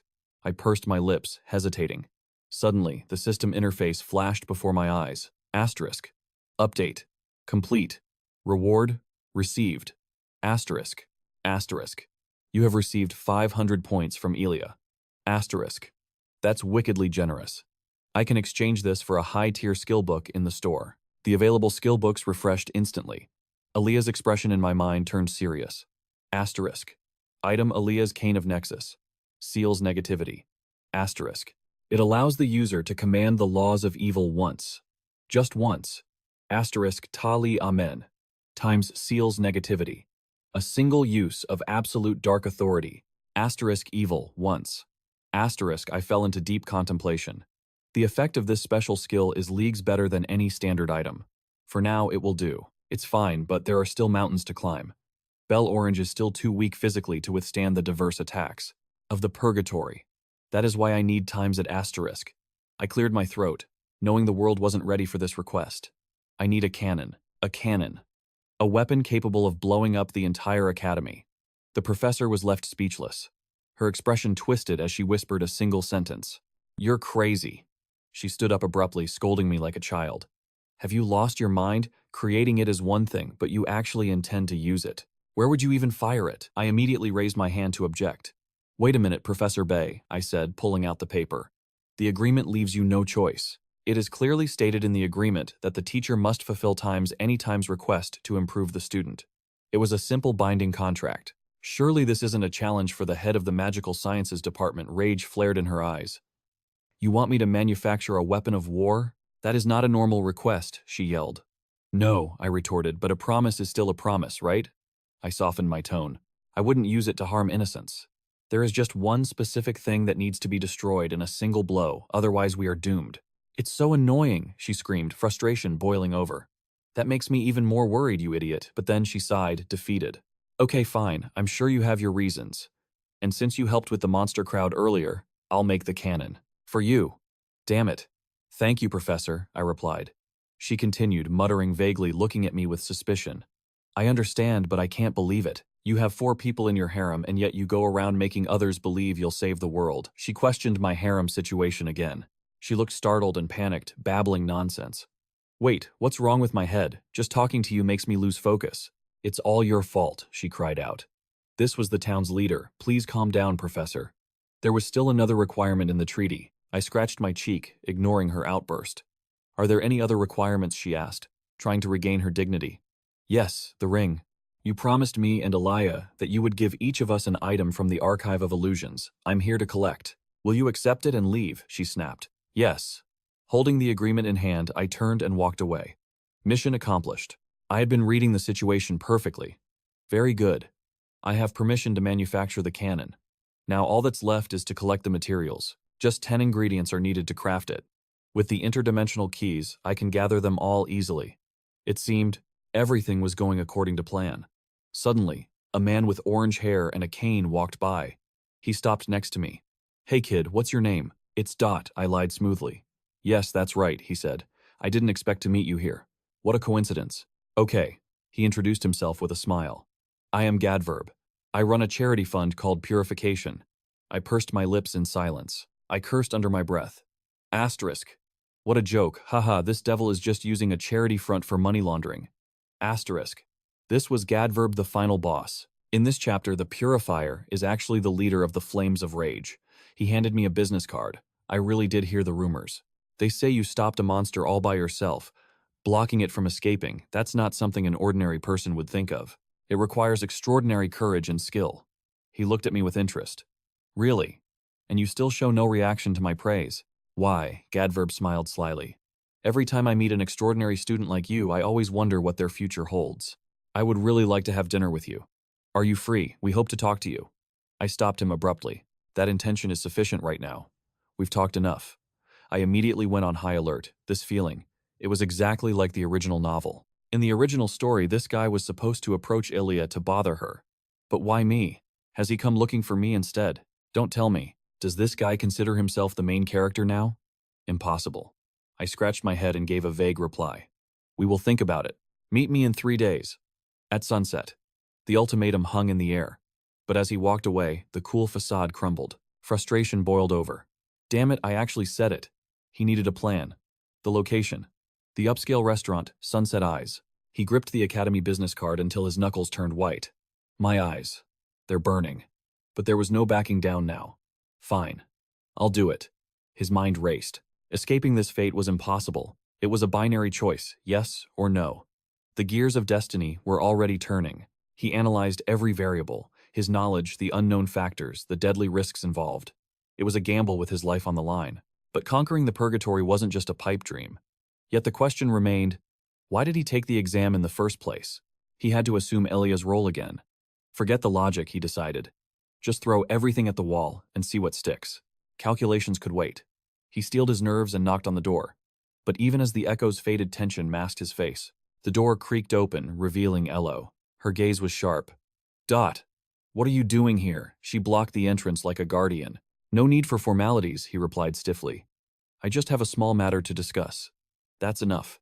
Elo sighed, calling back into the room. He cleared his throat, struggling to find his voice under her scrutiny. She waited, her focus intense. Are you free in 3 days? The question hung heavy in the air. Suddenly, a menacing aura appeared behind them. President. The bespectacled girl glared. You! Return the books on time. She hasn't even cracked the spine, she hissed. Did you rent them just for decoration? To look smart? Before the scolding could escalate, Elo raised a finger. Stop. Why should I pay late fees for her laziness? The tension was palpable. Ignoring the chaos, he focused on the girl behind the door. The auditorium. Meet me there. Make time for me. Elo's eyes narrowed. Just the two of you. Just us, he confirmed. A voice from inside piped up. Where are we going? The eye of the Emperor, he blurted out, interrupted by a gasp. The glasses girl's eyes went wide. The Emperor's eye. You know what that means? He tried to explain, but she cut him off. That place is legendary as a lover's spot. Really? Elo smirked. Is that your play? So he pressed on, ignoring the teasing. Will you come with me? I'll take that as a yes. See you then. The implication left her stunned. A blush crept up her neck, red as a rose. The scene shifted, dissolving into a memory. Are you inviting me? A faint voice echoed. Elia, under a cerulean sky amidst wildflowers and rolling hills. A voice echoed through time. Elia. Found you. The memory was vivid. Elia, there you are. But the young girl just turned her back, pouting. Shut up, just go away. Calvin lowered his voice, pleading. Come on, I said I was sorry. Elo frowned at the memory. Calvin stood there, covered in dirt and scratches from training. Tears welled in Elia's eyes. You liar, she screamed, heartbreak in her voice. You think you can just push me around? Falling down the hill was an accident, Calvin laughed, scratching his head. Next time I'll be ready. But seeing her on the ground only fueled her rage. She's still down. The guilt gnawed at him. Stop it, don't bully my little sister. He burst into laughter, trying to lighten the mood. It was just his way, Calvin's clumsy affection. He wanted her to be strong. Idiot, he thought. I just don't want you to get hurt. I don't need your pity, Elia yelled. Seeing her distress, he pulled out his peace offering. The burn of the argument hadn't faded, but the hunger remained. A brown bag filled with treats. Here. Nam's famous cookies. Take them. Their silhouettes stood against the setting sun. She peeked inside the bag. How many did you steal this time? Calvin stood tall, hands on his hips like a hero. Details, details. Don't tell me these are leftovers, Elia grumbled, stuffing her face. He watched her eat, a gentle smile on his face as he spoke. Thanks to the Baron, I might get promoted to Knight Apprentice soon. The words hung in the air. A turning point in destiny. I'm going to the battlefield, he said calmly. The golden hour faded behind the mountain range, casting long shadows. In the vast silence, his voice betrayed a hidden excitement. A chance to see the world, to experience the unknown. Maybe I'll destroy this world, or maybe I'll save it. Maybe I'll earn the title of guardian, he mused. Elia chewed aggressively, cheeks puffed like a chipmunk. Keep dreaming, you bully. How could someone like you become a bodyguard? Calvin immediately shot back. Who knows? Who says we can't change, we can't stay stagnant forever? The sky ignited in a vibrant orange blaze. War meant death. Fate was fickle. But his skill was undeniable. It won't happen, he assured himself. But Elia looked away, sulking. I hope you have terrible luck. It was the cruel language of a sister who didn't know how to say, don't go. Just die already, I'll be waiting for it. He only smiled affectionately at her curses. My silly little sister. All he knew was the sword. But for her, he would smile. Go on, curse me all you want. I'll be waiting for you, she had said. Calvin and Elia, two specks of dust against the vast orange horizon. That day, Calvin made a vow under the burning sky. If I become a guardian, I will always be there to protect you. The memory shattered. She woke up to the sound of her name. Elia, Elia. Groggily, she shook off the dream's remnants. She stumbled to the door. What is it? And there he stood. The past and present colliding. Standing outside the room, he awkwardly rubbed the back of his neck, unable to meet her gaze. Ah, my bad. Force of habit. I'm just a country bumpkin, so city etiquette escapes me. I still feel out of place in this academy. Look about what I said earlier. Forget it. He offered a peace offering. I swiped some fresh cookies from the kitchen. They're actually top tier. But her reaction wasn't what he expected. Elia flinched, making him recoil. The silence was suffocating. Why apologize? Friends don't do that. Just be cool about it. We're allies, right? Even if she says that. Go get some rest. But as she turned, he hesitated, blocking her path. Wait, I actually need a favor. Can you come with me? Just for a second. Is he serious right now? It's an emergency, life or death stuff. Elia frowned, muttering under her breath. This guy is absolutely insane. Is that a yes? The scene shifted to the student council room. Her slender fingers danced across the documents. The words seemed to float off the page. Sit up straight, please. I paused my writing. A storm of conflicting emotions brewing in my chest, replaying his words in my mind. So, regarding the agenda, we finally finished processing the curriculum. The teaching materials are set. She reviewed the files with deadly seriousness. We also need to audit the club budget again. Her assistant, the brunette student, stepped forward. He adjusted his glasses light, reflecting off the lenses ominously. The rest is up to the transfer students. Rumors were already flying. I received intel that we're getting new blood. A VIP from the Tribal Confederation. She belonged to a sect that was crushed during the coup. There's no mistake. She is the daughter of a warlord. Specifically, one of the supreme tribal leaders. But now, they are essentially royalty in exile. She didn't come alone. She has an entire retinue of guards. But let's call it what it is. They are political refugees seeking asylum. Her name is Lilu Gauda. Have you heard the legends? I certainly have. She's infamous in the martial world. Image 1. A vision of Li Lu, unleashing a kick with the force of a cannon blast, striking a shield before it could fully materialize. The impact occurred before the enemy could even blink. She slowly opened her eyes, crimson pupils glowing like rubies in the dark. Likely a monster. The notice board was filling up. I've checked 4 boxes, only the final slot remains a mystery. 2 profiles were just question marks. Then the silhouette of a holy woman clutching a divine scepter, hands clasped in prayer, head held high with noble arrogance. The number of Holy Assembly members in the report was staggering, and they are all enrolling here. Next on the list, a genuine saintess from the Empire. The Holy Maiden is descending, Elia whispered. What is their objective? The brunette student loosened his tie. He lowered his glasses, his voice trembling with anxiety. They say an entire diplomatic delegation is escorting her. But considering how the administration operates, knowing the chairman, he's definitely using this for leverage. Manipulating their small amount of political power. She sat rigid in her chair, leaning back against the desk. The room was drowning in paperwork. A pensive silence surrounded the daughter of a tribal leader. She slammed her pen down in frustration. The page was dense with ink. Close your eyes and think. This academy is supposed to be neutral. They are plotting something big. First, the azure-haired fighter Li Lu. followed by the mysterious saintess with hair like the night sky. And then there is Elia with her icy beauty, cold, calculating, and somehow he is always involved. It's always that guy. The president jolted in her seat. I just realized. I completely forgot. She clutched the notebook. Notes in hand, she was bewildered by the sheer scale of the chaos. Why are you stressing over that? Is that it? She's not a rookie here. It's only been 2 days. He remained silent, staring into the void.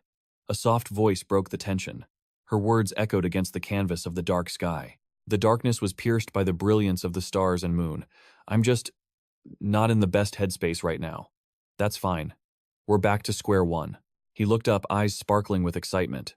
I didn't expect the school to have a high-specs observatory. Elia was still stunned. The night sky. It's breathtaking. Elia frowned, glancing sideways. Focus. We really need to execute the plan now. He held a remote control trying to explain his madness. The restoration project. We have no choice. This is the only way to make the timeline fit together perfectly. Okay, just hold on a second. This is big. This master plan is all his idea. Armed with the dimensional stone I looted from the Vision warehouse, I can breach the barrier. Even if this area is restricted, its content meant for advanced players, but I have a cheat code. A secret card the headmaster entrusted to me. She still looked confused. That's his grand strategy. What are you planning at this ungodly hour? He answered Elia's doubts with 2 words. Let's roll. No sooner had he spoken than a massive explosion rocked the roof. The sky seemed to shatter like glass. He casually stepped aside. Hold on tight, we're flying. They were launched into the air, screaming in panic. At this moment, his face was twisted in comedic terror. Elia, stop screaming and focus on flying. Open your eyes. The fabric of space tore apart, revealing a bizarre, swirling crimson vortex. They flew straight into the abyss. Inside that vibrant red dimension, he held up his access card. His expression turned dark, a triumphant grin forming. This is the coordinates for the spatial link gateway. We're breaking in. Don't worry, Elia. That familiar, confident smile returned to his face. Hey, why are you crying? I'm right here. What? Look at me, Elia. Her face had drained of all color. She was paralyzed with fear. But the warp was still ongoing. Well, it might get a little bumpy. 2 small silhouettes drifted deeper into the unknown. In that alien space, the laws of physics bent and twisted. Everything warped around them. The pink portal vanished, leaving only a single point of light. The red glow faded into the center of the void. Total darkness swallowed them. Absolute silence. Elia floated in the null space. This room is nauseating. The light is blinding me. Even with my eyes closed. It's too intense. She gritted her teeth, enduring the spatial compression. We're running out of time. I'm just getting fired up. I started scanning the environment. This is a restricted zone. The interdynastic void. Try not to touch anything. Those anomalies, they could be fatal. Leaped upward, his body twisting as he navigated the zero-gravity debris. She clung desperately to a floating rock fury burning in her eyes. She scolded him, What on earth are you doing? He was relaxed, laughing as he drifted with the current. Just go with the flow. Gravity is merely a suggestion here. This dimension is unstable. We need to get to higher ground immediately. Elia scowled, her face twisted in confusion.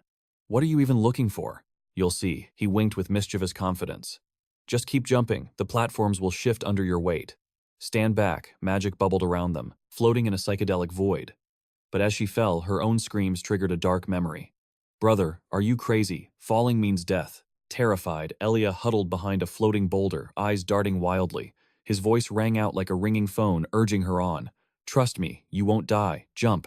They both launched themselves into the abyss. Gravity took hold, and she plummeted freely. Panic seized her heart. She squeezed one eye shut, terrified to look. The sensation was unbearable. She lost all control, her face contorted in pure horror. Am I falling forever? The past began to bleed into the present. Suspended in midair, terror paralyzed her. Her scream merged with the echoes of the past. Elia's consciousness drifted back to that day, to the sound of crackling flames. Voices called out. Elia, Elia. Surrounded by an inferno, she stammered, trying to answer through the smoke. I'm here, Brother Calvin's voice roared, through the fire. It's too dangerous. We have to escape through the back, to the warehouse. Right now, little Elia trembled, her small body shaking violently. Blood soaked his clothes and face. He gripped a sharp axe with white-knuckled intensity. Are we abandoning mother and father? He stepped in front of her. He snapped back, his voice thick with desperation. I have to handle this. I'll take care of mom and dad. The fire raged with hellish intensity behind him. Calvin commanded. If the worst happens, the heirs of the apocalypse must survive. not just hide. Her tiny hand clutched the hem of his bloodied shirt. But what about you, Calvin? Turned nervously to look at Elia. The young man, drenched in blood, could barely hold back his own emotions. Tears streamed down his face like acid rain, but he forced them to stop. Mom and Dad are gone, Elia. I'm not stupid. It's just the two of us now. Stop it. If you die, what happens to me? What do I do? That was exactly why he had to make a choice. We run together, he lied, turning his face away. But in her memory, only his silhouette remained. Elia stood before him, refusing to let go of his shirt. Calvin's voice became firm, resolved to his fate. Foolish girl, if you stay with me, it's even more dangerous. Besides, I am your older brother. I am the head of this house now. I am the guardian. Don't think, don't worry. Just run as far as your legs can carry you. As long as you reach safety, we win. We will meet again on that hill where we used to train. Her small hands tightened their grip, refusing to accept his sacrifice. Calvin shouted, "Answer me, Elia." Sobbing, she finally released his shirt. Her voice was a broken whisper. Yes. The blue dress and Calvin's crimson coat fluttered in the heat. Good. Calm down. Everything will be fine. Now run, little sister, run. I'll be right behind you. The stream of tragic memories was severed as a hand grabbed her arm in reality.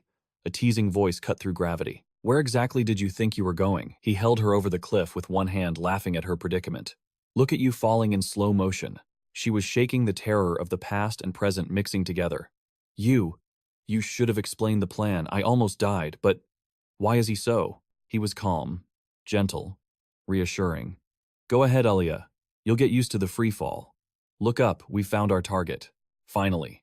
They sat perched on a floating rock, suspended in the interdimensional gap, observing the chaos. Something was hiding in this space. A bizarre rainbow-colored entity floated between the layers of reality. The phantom of the abyss. It was trying to escape.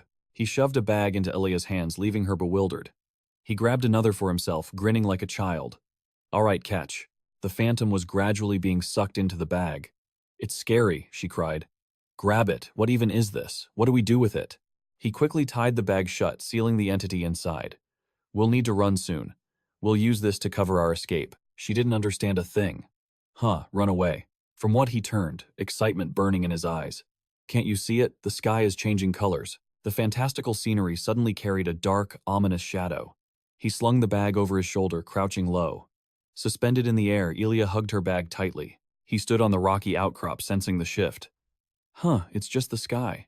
Suddenly, space itself warped into pitch-black darkness, swallowing them both. A dead silence. Then rows of razor-sharp teeth materialized. The void opened its mouth to devour them. They both flinched in sheer terror. He frowned. Too scared to speak, they froze. Creatures of the void, it seems our time is up. We have to leave now. Elia was paralyzed. With fear. The monster's red eyes glowed in the dark. It lunged like lightning jaws, unhinged to snap them in half. No, he shouted. No beginning, no end. We need to ensure. He yelled. Release it. Open the bag. She panicked.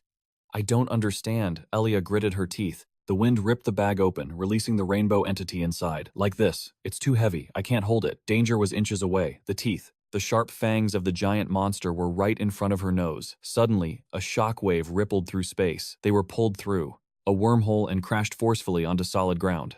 Familiar Earth. He let out a sigh of relief. Just as I calculated. It worked perfectly. The timing was impeccable. He looked over with concern. Elia, are you all right? Any injuries? Their hands were still clasping each other tightly. He was drenched in sweat. How was that for an exit? But Elia, shivering in cold sweat, yanked her hand away from his grip. She composed herself with difficulty. Don't tell me you planned all of this. What? Including the near-death experience. He smiled broadly. Of course, a tactical withdrawal plan is basic for a pro player. It's easy for a veteran like me. But Elia asked the question that sent a chill down her spine. How? How could you possibly know all that? We are heading to the interdimensional realm. The sudden shift in space startled him, his eyes widening in shock. Wait. I never thought she would actually follow me all the way here. I grabbed the bag and set it down beside him, right under his bewildered gaze. Don't worry, I muttered confidently. I am absolutely certain I can trap this thing. I can't believe he actually woke me up just for this nonsense. The firefly spirit trailed behind his shadow, hovering near his back before hesitating. Thank you, it seemed to say. I apologize for not warning you in advance. My bad. But suddenly, a familiar blue holographic screen materialized in thin air. It was a system notification. System alert. Elia's favorability rating is skyrocketing. Current status. Level 4. Intense interest. He froze completely. dumbfounded, just kneeling there in confusion. He stared at the edge of the underground path, clutching the two bags. Huh. He was totally clueless that in reality she was smiling to herself as she walked away. What a ridiculous laugh. Wait a minute, this is incomprehensible. Why is her affection level rising so fast? But let's rewind to the moment their hands touched. Hand in hand, they soared through the void of space. During that intense court session, Elia found herself unable to look away from his handsome face and radiant smile. In that fleeting moment, she quickly averted her gaze, but it was too late. Her cheekbones burned red. That blush completely betrayed Elia's hidden emotions. Meanwhile, Atan had just finished her grueling training with sweat dripping down her face. Tiny beads of perspiration clung to her delicate skin, making her look both exhausted and captivating. "It got caught on my hair tie," she murmured, glancing at the mess. He looked at her with skepticism. "Are you just staring at the car?" The bag was brought over and she nodded. "Yes. So what is our next move?" Her answer was vague. He replied with a calm, gentle demeanor. "I don't truly know her yet. It's not about thoughts. It is a mental entity, a sacred existence." Atan nimbly tied her hair back, still breathless from exertion. She asked out of pure curiosity, "So does this mean it has entered the interdynasty realm?" Unsure of how to explain the complex situation, he simply nodded. "Yes." "Okay then." He held up the mysterious black card in his hand. "Go ahead, ask her. Isn't that the reason? Did she really gift this to me?" Atan stared at the card. The person sitting opposite her wore a worried expression. He asked hesitantly, "I honestly didn't think you would use it. Using it this quickly is critical though.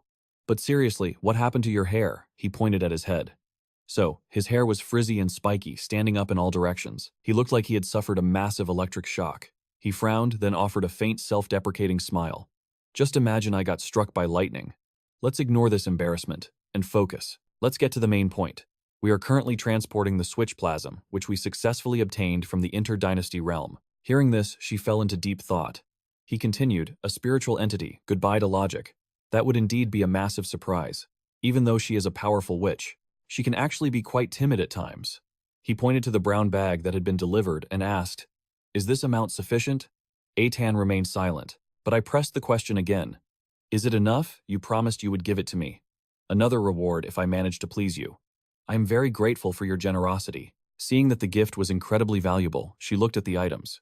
He asked, "Is the magic tower ready?" He had spent his entire fortune to secure this, so why give it to me? Responding to her confusion, he explained, "It is not exactly a gift, but a bridge. Spiritual entities are pure consciousness, after all. Great individuals often have extraordinary achievements. I want her to merge with this entity." Into an item, Atan asked, her voice laced with hesitation. "If we proceed, the consciousness within, it will gradually awaken and grow exponentially stronger." That was a bold, perhaps dangerous decision. "You have chosen. Correct. That proves the request can be accepted." He then spoke up to ask further questions about the item, but before he could finish, Atan cut him off sharply. "Question. Before we proceed, let me ask you something." She looked at the young man with burning curiosity. It seemed like she was trying to peer into his very soul. She slowly asked, "What kind of person are you? Really? Why did you do that again?" He had defeated the car. "We are searching for a single warrior candidate, a strike without weapons. You are the only one left. I held off the monsters, so why are you so focused on becoming that strong?" In response, "That is a somewhat personal question, ma'am." He spoke with hesitation. "Because of the beasts. The same dangerous characters that appear in the main storyline. They all belong to the Demon Lord level. This story will eventually revolve around the Strait and Elia, and I was unintentionally caught up in the middle of it all. 2 of them already. And deep down, he knew it. Of course, I cannot talk about those meta-narrative secrets." He hesitated, keeping his silence. Changing the subject, he asked, "Then I have a question too. Ask away. Why do you favor me so much?" Atan lifted her big, beautiful eyes. She looked straight at the young man and countered, "What? Who do you think you are?" He replied seriously. "She certainly seems to have a lot to say. They want to ask me something. How do we know the location of the interdynasty realm? How do we know about reality and spiritual bodies? How can we possibly defeat Elia? Or how can we stop the monster invasion? I know things that an average student would find impossible to know. Not to mention, I am just a first-year student, but lately it feels like the entire academy is revolving around me. We know how this sounds. It might be for show, but we truly feel it. I see things about studying and life in general. Our daily lives are completely dominated by her presence. Miss Principal, it feels as if we are being manipulated to do exactly what she wants. You are showing me this much favor, so tell me what exactly is going on. What do you want from me?" Atan listened quietly. The conversation and his sharp questions were clearly unpleasant for her.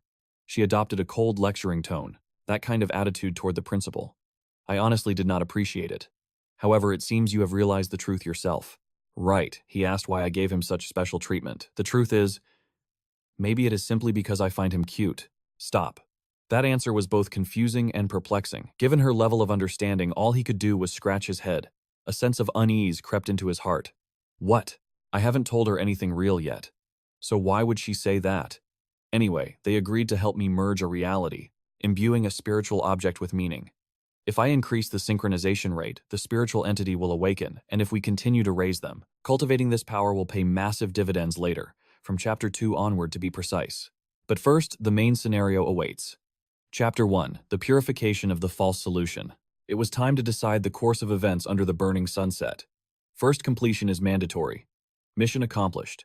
He scanned his surroundings. Suddenly, voices erupted from every direction. He headed toward the back. A figure arrived bathed in the glow of twilight. He turned following the sound. A fated meeting. Madam President, have I kept you waiting? Elo applied lipstick with terrifying calmness. Her reply was cool. No, not long. Just about 6 hours. She looked up stunningly beautiful, captivating in a crimson dress that hugged her curves. A rose in human form stood before him. He couldn't tear his eyes away. Is she? Perfect. This was worlds apart from the chaotic welcome ceremony. In his heart, Dot swallowed nervously. This girl was dangerous. Wait 6 hours. That means she's been here since before sunrise. That's dedication, bordering on obsession. She gently brushed a strand of hair behind her ear. A flimsy excuse slipped out as she walked toward him. It's been a while. Since we just arrived at a venue like this, we should compete to find the best spot. She is way too thoughtful, he thought, sweat forming. Alo looked up gently. Is this your first time venturing outside the school grounds? You've been cooped up all year. That is absolutely correct, he replied, acting shy. Yes. She stepped into his personal space, voice dropping to a whisper. I blame you.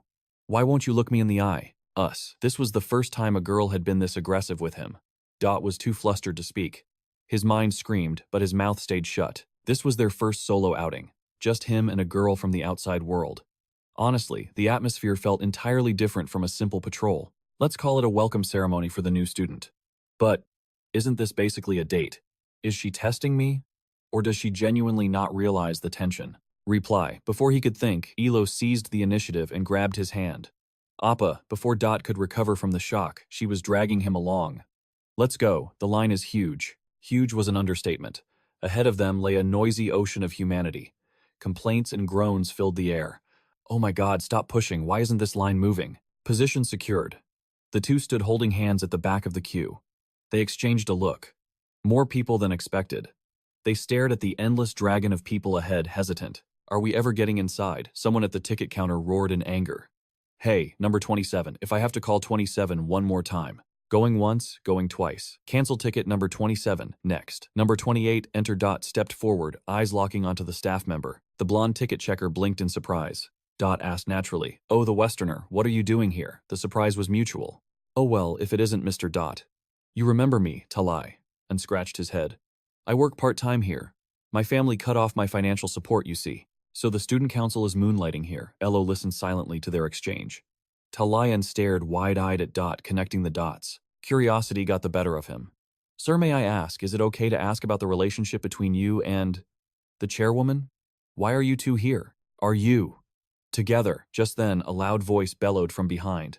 Number 29, get in here. Hearing the question, Dot turned his head toward her. Entering the court, he pondered the best answer. The relationship of us. He started twisting his words. I mean, right. Why am I even with her? Is she the chairwoman right now, or a date? Elo stayed silent, simply moving forward. The part-timer wouldn't let it go. We can enter with the administrator's authority. Student council privilege. Talayan realized quickly. The girl replied sharply. Of course, it was sudden. Then Dot noticed something on his friend's neck. Wait a minute, Weston. You're wearing a lanyard. Talayan handed over the rope. This. He passed it out. Huh, a necklace. Correct. We're wearing one. It belongs to the club. Purification, you know, the servants' sector, intended to strip that ghost of its power. At that very moment, the system flashed red. A notification to activate a skill. Authority of the speaker. Here's the deal, he said, pointing to the conveyor belt, voice commanding. Yes, exactly. Do not wear that today. Talayan frowned, confused. Huh. But Dot continued pressing the issue. Pay attention. Take it off. Do not wear it today. Talayan looked puzzled but bowed to the pressure. I understand. Dot began to calculate. After improving his Elo rating and with Elia involved, the main storyline had shifted axes. Now he had to shift the focus of everyone's affection. Marquise Jerba Bach, a variable. He just wanted to finish this event and leave peacefully. Probability is 0. The story took a sharp turn. Right this way. Suddenly, a cane tapped rhythmically against the floor, cutting through the noise. It stopped right in front of them. A deep, resonant voice rang out. Well, well. Miss Chi So Tung and... Student Dot. He looked at the man. Right in front of me, Dot thought, mind racing. Then... I need to prepare a counterattack immediately. The system screen flickered. Announcement, main task of the traitor. They are trying to recruit you. Be tactful. He had to maneuver out of this trap. The butler. Lord G stood leaning on his cane, speaking with solemn gravity. Miss, I wish to borrow a life. Just a moment. I have matters to discuss with him. Hearing that, she looked visibly flustered. Stunned, she asked, What? But a split second later, Elo refused coldly. Who gave you permission? Right, but before she could finish her sentence, the entourage behind intervened. No problem, chairwoman. I agree. The old man continued quickly. Please follow me to the private VIP room. Dot saw the play. He took the opportunity to whisper into Elo's ear. His words made her frown in thought. She turned to look at him, expression troubled. Amazing. He reassured her with a smile. Little one. Trust me, it will only take a moment. He seemed quite close to the girl Chi So Tung. Student Dot, if the conversation is over, please follow me. The scene shifted instantly. Two men sitting in a dimly lit room facing each other. Dot ordered a gin martini. Marquis Ga leaned forward. Let's begin the story. Perhaps you know why I summoned you here. You thought students wouldn't notice. He wanted to stall for time, so I'll ask calmly.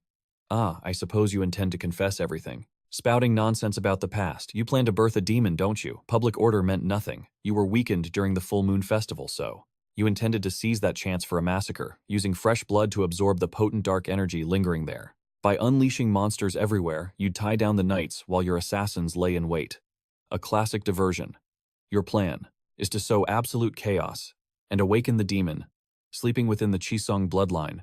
From the very beginning, you orchestrated every assassination and horror to create that monster. But tell me, did I leave any part of your scheme out? This evidence is already with the principal. Now what's your move? G's eyes bulged as he screamed. What? He couldn't comprehend it. How could this brat know his plan so perfectly? Recalling the boy's words, the old man muttered. Now, I see why the immortal clan has an interest in him. He looks harmless on the outside, but inside, pure cunning, a monster of strategy.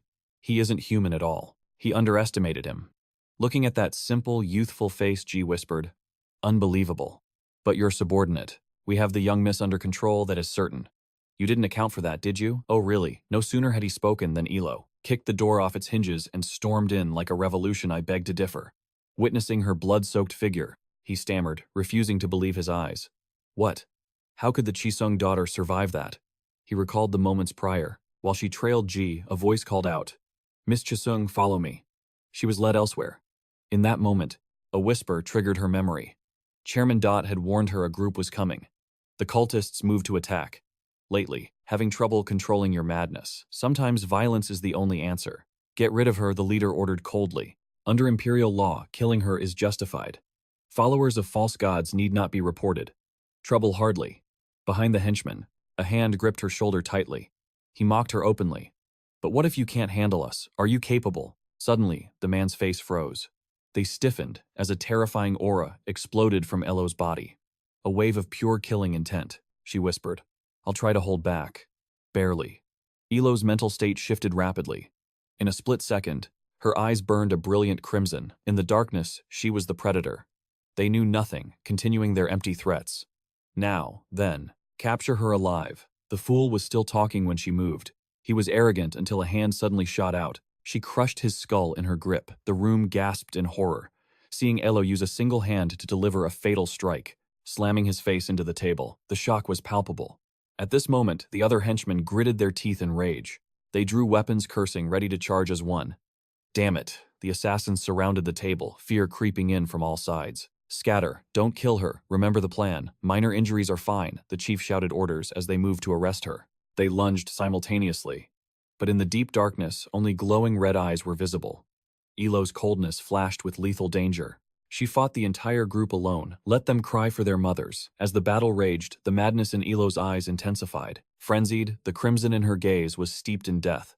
Her sword seemed to conduct a symphony of destruction. She glided past, stealing their lives instantly. The Marquis's lackeys didn't have time to blink. They could only scream in absolute despair. Kill them all. She was the Grim Reaper in a small frame. Her message pierced the room, shocking everyone. He drew his sword, cursing, "Damn it!" Steel clashed against steel, creating a dissonant screech. Anyone confronting her directly found she was vastly stronger. The outcome was inevitable. Their swords cracked and shattered just like the lives of those who dared to play tricks on her. With a scythe, Elo unleashed the dance of the dead. She annihilated the entire group of assassins single-handedly. Clean. Not a survivor left. Seeing this slaughter, Marquis G, still in shock and denial, exclaimed, "Impossible." Filled with anxiety, the MC asked, "Chairwoman, are you hurt?" She simply wiped the blood from her blade. She nodded. "No, I feel much more refreshed." At that moment, a system notification appeared for Dot. Elo rating reached friend level. Her madness has stabilized thanks to the bond. She glanced at him, speaking softly. "But, given this mess, our date, or rather, our stroll, is ruined. He will pay for this. Will you join me again?" Another notification popped up. "Special case unlocked. You have caught my eye." Gidon's blue. Hearing the prompt instead of joy, he felt dread. This time the content was truly startling. His heart raced. What Elo's father is watching me. Stop, we have to finish the mission first." Satisfied, not yet. Even knowing his plan failed, the Marquis had a backup. Facing defeat, he pulled out an item. The gem looked ancient. He growled in fury. "I never thought I'd be forced to use this." Hearing that and seeing the stone in his hand, Dot was stunned. "Dark essence, why is that appearing here right now?" he immediately retorted. "Stop him immediately," he roared, his voice cracking with desperation. "Do not let him absorb that artifact." Startled by the sudden outburst, she whipped her head around, eyes wide with confusion at the frantic warning. But the report came a heartbeat too late. Gan had already made his move. With a twisted grin, he tossed the glowing gem into his mouth and whispered, "I gladly accept this divine favor, the mark of the gods." For a fleeting second, the street fell into a deathly silence under the pale moonlight. It was the eerie calm before a catastrophic storm. Suddenly, a terrifying pressure exploded from within the building. A pitch-black aura erupted, suffocating everything in a sinister, demonic miasma that swallowed the light. Boom! The structure was annihilated, reduced to nothing but dust and debris in an instant. From amidst the wreckage, a single hand clawed its way up. Chaos reigned supreme as Dot watched in horror. A battered figure dragged itself from the ruins' debris, floating around him in defiance of gravity. A maniacal laugh echoed through the night, mocking their futile resistance. It was real. Dot squinted through the dust, locking eyes with the source of that chilling laughter. It was gone, but he was no longer the man they once knew. His humanity had been completely erased, replaced by the twisted visage of a demon. He smirked. "I hadn't planned on consuming this elixir so soon. At least not until the refinement was complete. But no matter." Dot grit his teeth. Could they handle a monster of this caliber? Based on his past combat data, and his knowledge of the game's lore, the answer was grim. When a human absorbs a demon's essence, they inherit a fraction of that abyssal power. A genuine demon appearing this early in the story, this world had gone stark, raving mad. Suddenly, the familiar blue window of the system flashed before his eyes. Emergency quest, defeat the purgatory demon. The penalty for failure, total annihilation. Above them, the transformed manager roared with ecstasy. Yes, this power, it's intoxicating. He howled at the moon like a rabid wolf calling to its pack. The demonic energy began to resonate with others nearby. "Let the great purification begin," Gan declared. Dot scanned the surroundings, his heart sinking at the carnage. He sighed heavily. Damn it. This is going to be messy. It wasn't just Gan. The dark energy was spreading like a plague, infecting his fallen subordinates. Their bodies twitched and contorted, rising from the dead. Their eyes rolled back, replaced by the crimson glow of bloodlust. They had become mindless puppets of the demon, screeching as they charged toward our heroes. "Brother, watch out," Elo cried.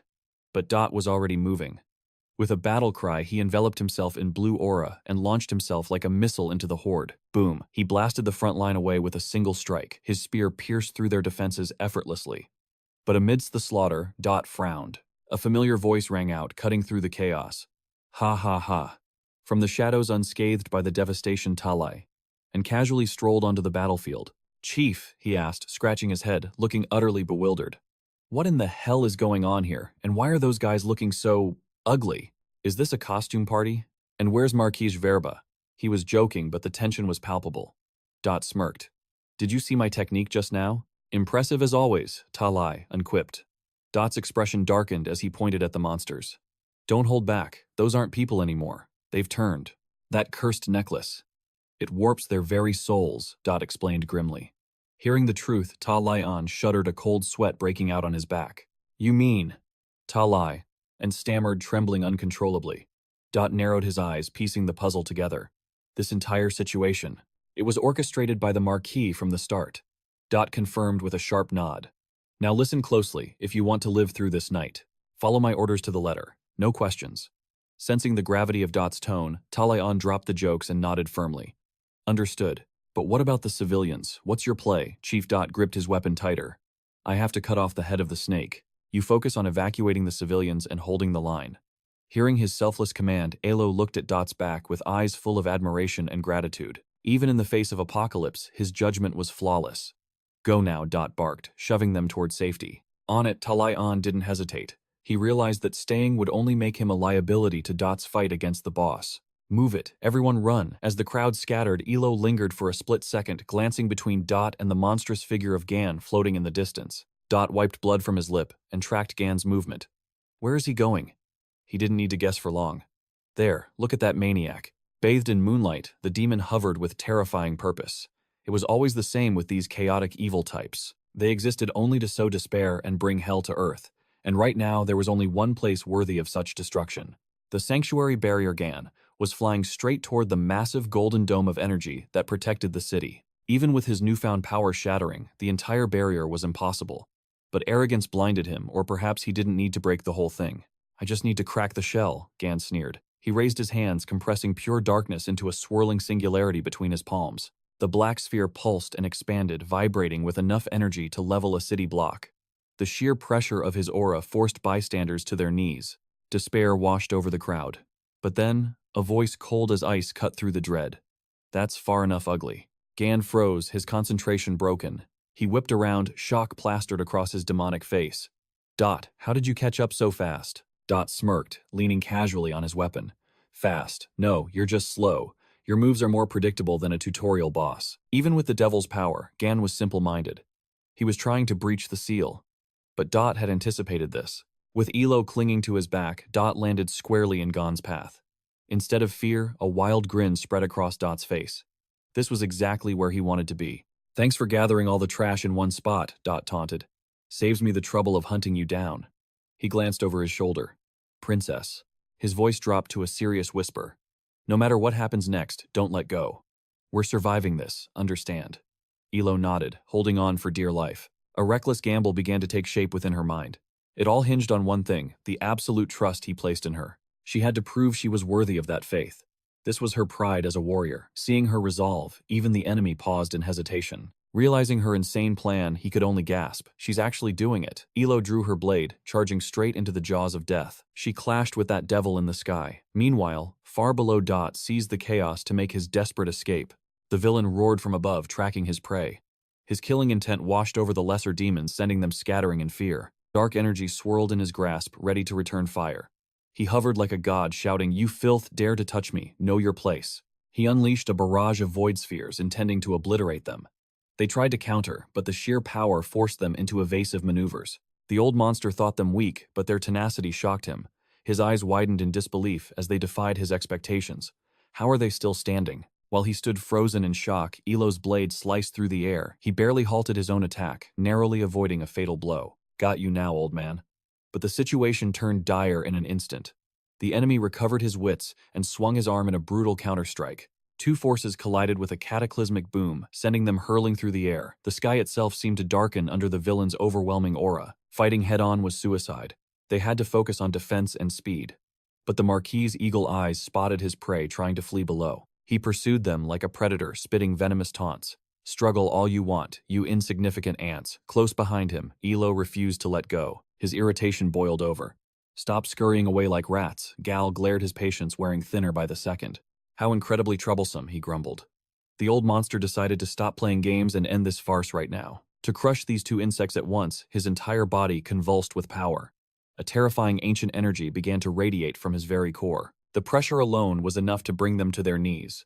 He concentrated all his malice into a single point, forming a sphere of destruction before his chest. It glowed with a sinister crimson hue. Seizing the moment, he unleashed the claws of darkness, a beam of pure annihilation. Like a titan's arrow woven from thousands of dark rays, the blast roared towards them. The sheer force threatened to erase their existence. "This is your end," he bellowed.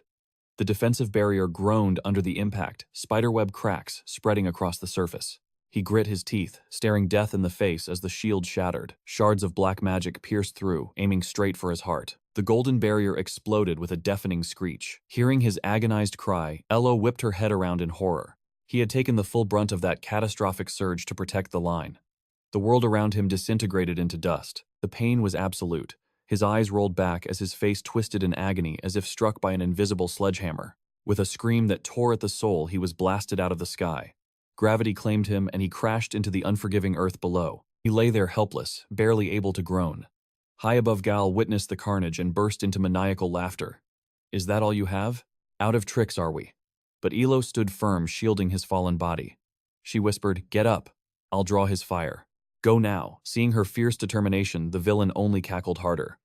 "Oh, you two are simply precious." Such pathetic stubbornness, he sneered, wearing a mask of smug superiority. "But I must admit, in a twisted way, you really are a match made in heaven." Those mocking words struck a chord, freezing her mind for a split second. Time seemed to stop. She realized she had always been the one protected, never the protector. The memory of him diving in front of the blast played in her mind. Flashbacks flooded in him, fighting off traitors, his fist raised against the odds, always standing as her shield. Always behind that golden barrier. No more, she decided. Just this once, let me be the shield. She turned back, eyes blazing. A system notification chimed in her mind, activating lifelink protocol, endurance limit broken. Vitality surged through her veins. Despite her charred skin, she gripped her sword until it crackled with ominous red lightning. "I will trust you until the bitter end." Watching this display of devotion, the Marquis clapped slowly, feigning emotion. "How moving! I'm almost in tears. But sadly, your little date night ends here." Yet Elo stood tall, fear completely erased from her eyes. She looked up at the floating tyrant and spoke calmly. "Lord Marquis, answer me this. Looking at us tonight, do you think we make a good couple?" The sheer absurdity of the question caught him off guard, leaving him stunned in silence. Just as he opened his mouth to retort, boom. A chaotic whirlwind descended from the heavens, striking him with the force of a meteor. The old monster lost his balance and was swatted out of the sky. He smashed into the earth, erupting into a massive cloud of dust and debris. A shadow loomed in the smoke, radiating overwhelming pressure. Each step it took towards the fallen Marquis shook the ground like a drum. Gal coughed up a mouthful of crimson blood. "That useless bastard," he shrieked. Why didn't he intervene? Ignoring his shattered ribs, he staggered up, cursing. The rats have fled. But then a crimson glow enveloped his vision, triggering a realization. Rage consumed him. He screamed like a banshee and charged straight at her. You hid him away, didn't you? Is that it?" The young master spun around facing the group. The city invaders had been decimated. Giat and the others had completely wiped them out. It was time to bring this chaos under control. Pure bedlam. He gazed at the crowd of swordsmen standing tall. "Once the enemies are dead, we regroup. It seems the crisis has been averted." A split-second decision. Not far away, Eleno stopped chiming in. Thank the heavens, the department heads arrived. Everyone was accounted for -1 straggler. Well, they're in serious trouble now. The mage, hovering in midair, frowned slightly at the mess. "You were right. Thank God we listened to the master. Those words saved us from a fiery grave." But suddenly, his expression darkened. He began to analyze the battlefield. "I just said we were grabbing dinner. If we hadn't arrived, this would be a massacre. The situation has spiraled out of control, hasn't it?" Even the air felt heavy. The full moon cast a pale, eerie glow from the heavens. His warning still echoed in the silence. It was too quiet. A truly terrible tragedy was unfolding. Could this really be just a coincidence? He struggled to move his broken body. Every step was a battle against pain, just recovering, yet forced to fight. In these desperate times. Fine, let's set the trap. It was the perfect spot. Suddenly something appeared. A bell chimed in the darkness. It entered his line of sight. Reacting on instinct, he lunged for it, grabbing it like a drowning man clutching a straw. If he failed, death was instant. He reached out, a glimmer of hope. If only Ellen could hold on for one more second. Just a second. But, as the thought crossed his mind, he saw it. Ellen's body flying past his eyes. She was tossed like a rag doll. He watched her hit the ground helpless. The earth seemed to spew cruel mockery at their plight. To call it a disaster was an understatement. Don't be so dramatic. The young lady is fragile after all. Then his gaze snapped to the side. Cold sweat drenched his back. Are you students hungry for death? The old man raised his hand, gathering dark energy. A sphere of black magic. You think you have a plan. What else could he do? Silence fell. Asterisk boom times. He unleashed a devastating burst of power. The black mana pierced through like a spectral sword. It tore through the body he had just healed. It ripped him apart, sending fresh blood spraying into the air. Get lost! The roar of the attack. The sound reverberated in their ears, deafening and cruel. You think you can kill me? The incident happened in a heartbeat. Even though Elin tried to stand, her body failed her. He had no time to react, right there. In that terrifying second, she was petrified. The world faded away. Time froze, leaving only two colors in existence, pitch black and stark white. Gade grinned manically at his victory. Look at the damage I caused. 2 massive trees were ripped from the earth by the violent storm. The shockwave was enough to disrupt trade between islands. That attack, although it brought agony, it was the key. It spiked his internal energy. Quantity over quality. The system received the signal times ding. Asterisk, notification deadly charm activated. His eyes snapped shut in pain. Suddenly, they flew open wide and full of color. The system voice returned. The custom alert echoed in his mind. The target is being marked. The signal is locking onto you. He sensed it immediately. He looked up at the official. Upon closer inspection, Elin's appearance had completely transformed. Everything changed. A dark sprout erupted from her head. Devil's horns. As rage surrounded her, the auntie looked unrecognizable. Could it be the child? The demon residing within her soul had awakened. In the dead of night, birds took flight in panic. Chaos reigned, deafening noises. Screams echoed from the depths of the forest. A colossal monster roared, locking its gaze on her. Watching it, he was struck with awe. Back at the apartment, the massive villa was pierced by an unseen force. People scrambled as the system notifications flooded his vision. This was a direct catastrophic threat. ELO rating, who cares? With a devilish smile, he tilted his head. The system displayed a new alert. Partial system evaluation initiated. Status disabled. Skills stripped. This was the entity manifesting through L&O, the Grey Devil's deadly charm. It could easily attract favor from those with dark inclinations. The more evil the soul, the stronger the effect. Ellen drifted closer to him, her presence suffocating. You. Her hand reached out. He was a beacon of dark energy. It happened in an instant. They were pulled together by the charm. It enveloped both of them in a sinister embrace. Between his chest and hers, a flash of blinding light. A strange character appeared. System update. Accept the seal. The landslide mark burned into his skin. The effect was astonishing. He stared in amazement. The mark. It was branded on his chest. The tables had turned. A powerful individual.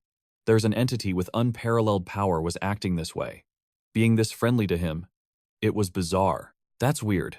He quickly crawled forward, hands flying over the system screen. I don't know what the future holds, but I have to act. I know, but right now I'm taking this. Everything could be gone in a second. The system flashed. Notice copywriting power. He was stealing her ability. Ellen wore that terrifying smile as she looked down at him. Big brother. The pressure was immense. His brain felt like it would explode. His flesh felt like it was melting. Based on connection with Elino. I will copy this technique right now, a crucial skill. It's vital now, and it will be legendary later. Her body flickered like an illusion. She was fading, but she refused to leave his line of sight. Before vanishing, she didn't forget her manners. Don't forget to say hello. His eyes were wide with astonishment. It's time. See you later then. At that moment, the monster made its move. Suddenly lunging forward, it extended a claw to attack with. Dizzying speed. Death approached. From its hands, a bolt of lightning erupted, piercing the heavens. It squinted, trying to find its target. Downwards below, from the source of the blast. The immense power created a massive crater in the middle of the forest, but when the dust settled, the spot they attacked was completely empty. I couldn't help but wonder. That bastard. He vanished. He leaned over the edge. I have a bad feeling about this. Is it over? No. Suddenly, a massive dark shadow flashed past. A lightning strike shattered the silence. The impact shattered the earth. Smoke and debris choked the forest floor. As the dust settled, he stood there completely disoriented. Confusion swirled in his eyes. What kind of nightmare is this? But before he could process the chaos, death rained down from the heavens. A high-velocity threat descended. Blue system screens flashed wildly in his vision. Warning, warning. A mortal threat has been detected. It was a do-or-die situation. The system assessed the battlefield instantly. Skill activated. The Royal Pandemonium. For 5 glorious minutes, he possessed absolute dominance over all creation. The enemy. A high-ranking demon species. The beast glared at him, a low growl rumbling in its throat. "You dare stand before me, human filth." The creature looked at him like he was an insect. But Dot's expression turned icy cold. He vanished in a blur of speed. He moved faster than the eye could follow. The monster shrieked in panic. The Immortals never mentioned a monster like this. But the time for talking was over. It was time for a fist to the face. Boom, a devastating punch connected. The demon was launched into the distance like a rag doll. Dot looked toward the horizon. He cracked his knuckles and smirked. Round 2 has begun. Let's dance. Under the silent moonlight, the battered monster lay twitching on the cold ground. But it wasn't finished yet. A guttural roar tore through the night. Dot's ferocious silhouette approached from the shadows. The monster sat up, its eyes darting frantically. How? How is this possible? It narrowed its gaze, analyzing the human, and then realization struck. That power. It's a superior evolution. Why does this human possess the advanced ability? Jealousy flared within the beast. It slammed its fists down in frustration. Blood gushed from its mouth, staining the earth. But it forced itself to stand. We struggled for centuries to gain this power, it thought. This human is mockery. He didn't earn this. It's theft. It is completely unfair. The injustice drove the beast to madness. Unfair, unfair, it screamed, stomping the ground. Suddenly, the system pinged a new notification. Dark mist erupted from the creature's body. The demon energy was rising. It was amplifying the Dark Soul's blessing. Muscles bulged and hardened. Its physical resistance skyrocketed to tank-like levels. The boss phase had begun. The monster charged, screaming like a banshee. "You damn cheater, Dot. Die for me." But Dot didn't even flinch at the incoming horror. He flared his mana instantly. He charged straight into the jaws of death. Neither side yielded. Two unstoppable forces collided head-on. A clash of titanic energies, mana versus demonic aura. Dot frowned, focusing his power. A blinding red light swallowed the battlefield. The explosion tore the ground apart. Reflected in the light was a deadly stalemate. Man and monster locked in a struggle for survival. They broke apart and slid back across the scarred earth. Dot raised a hand, taunting the beast. "Come on then, die you brat," the monster howled, unleashing a secret technique. A radiant golden barrier enveloped the creature. It used its own body as a weapon. "Take this," it roared. But then it heard a sound that froze its blood. Divine power. Here, the monster's mind raced. How does a human wield the power of gods? But before it could process the shock, Dot launched a counterattack. He delivered a thunderous kick straight to its face. The impact defied physics. The beast became a projectile, flying hundreds of miles backward. Crash. Crash. Its body smashed through boulders like they were made of paper. Screams of terror echoed through the canyon. What a spectacle. The monster was dazed and confused. Where is this infinite power coming from? Fire burned in Dot's eyes. He appeared right in front of the beast instantly. The predator stared down its prey. The monster couldn't hide its alarm. Dot gritted his teeth, his gaze intense. But then, resentment flashed in his eyes. Panic set in. The skill timer hit 0. Time's up, he thought.